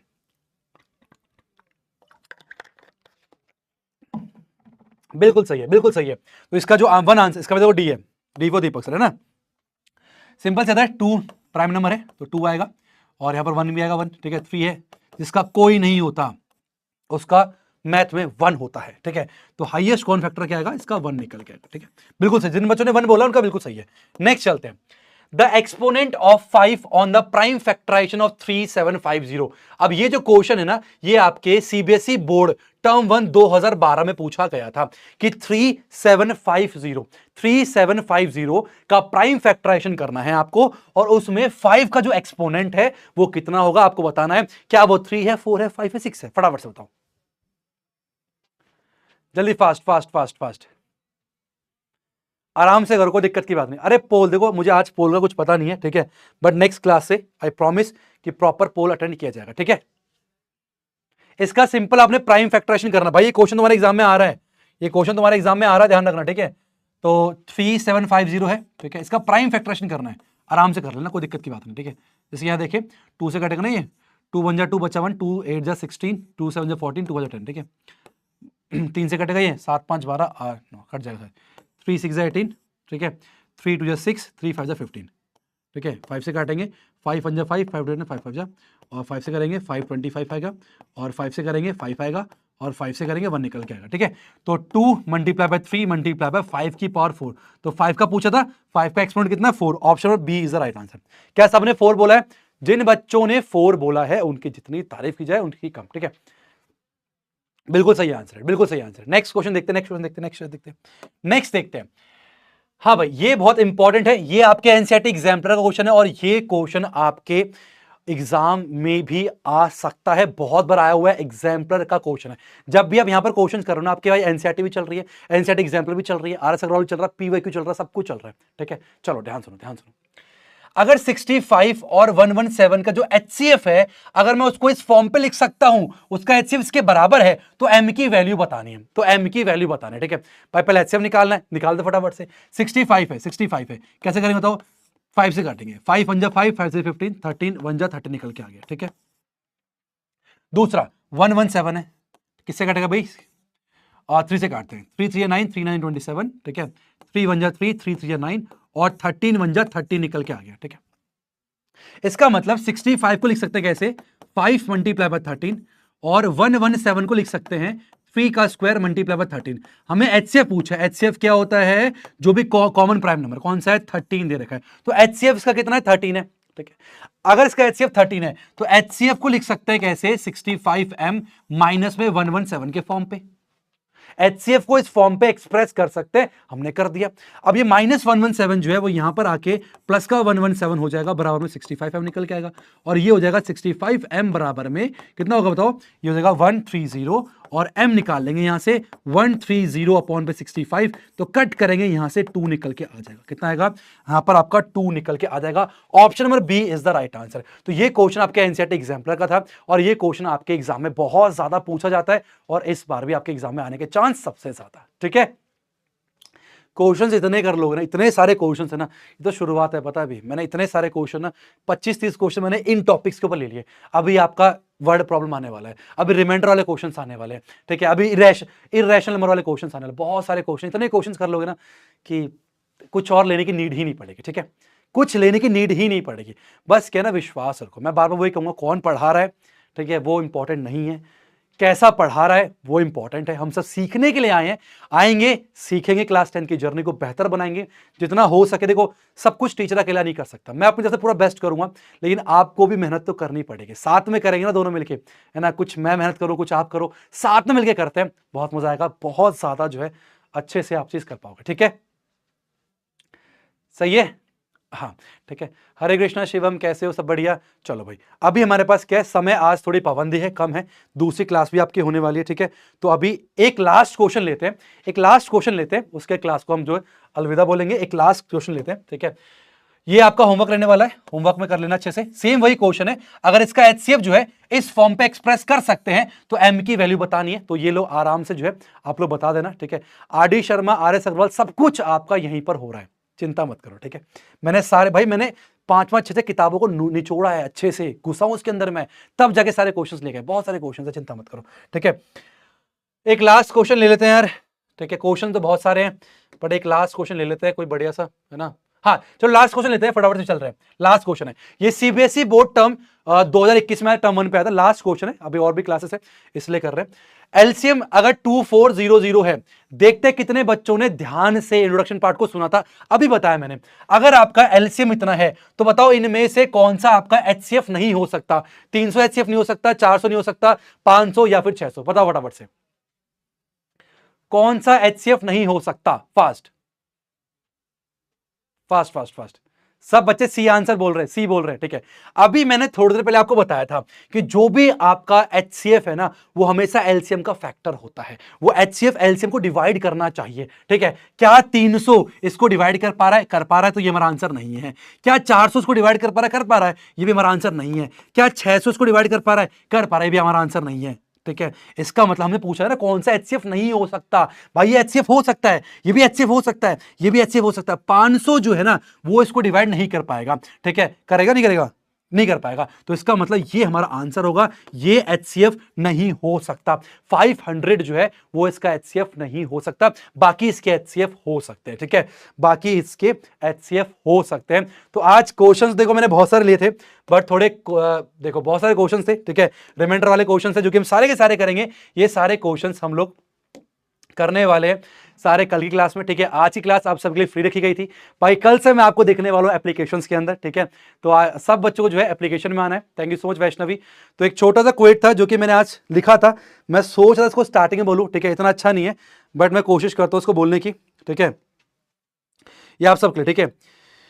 अभी तक तूने कुछ नहीं पढ़ा, अभी तक तूने कुछ नहीं पढ़ा, तुझे कोई भी नहीं जानता, अब बनाएगा तू अपनी पहचान।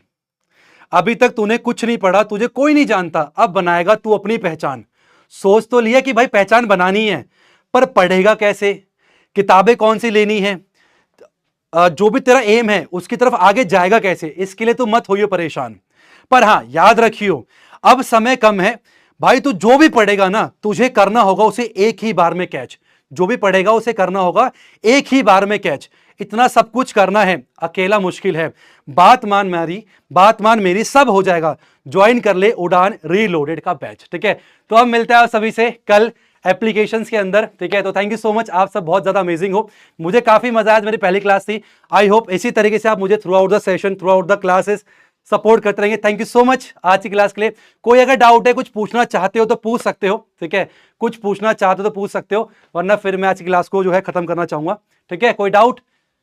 Thank you so much, thank you. और हाँ, क्लास कैसी लगी भाई? पहली क्लास है ना, नोटिस करेंगे तो आप लोग जाके ना कमेंट सेक्शन में जैसा फीडबैक है, अच्छा लगे अच्छा, नहीं बेकार पढ़ा है बेकार, जो लिखना लिखो, पर लिखो भाई, बच्चे कमेंट पढ़ते हैं, ठीक है। तो जाके सारे बच्चे कमेंट करना, उसके बाद मिलता है कल की क्लास में। आज की video, thank you so much for watching. Hare Krishna, bye bye bye bye bye bye bye bye bye.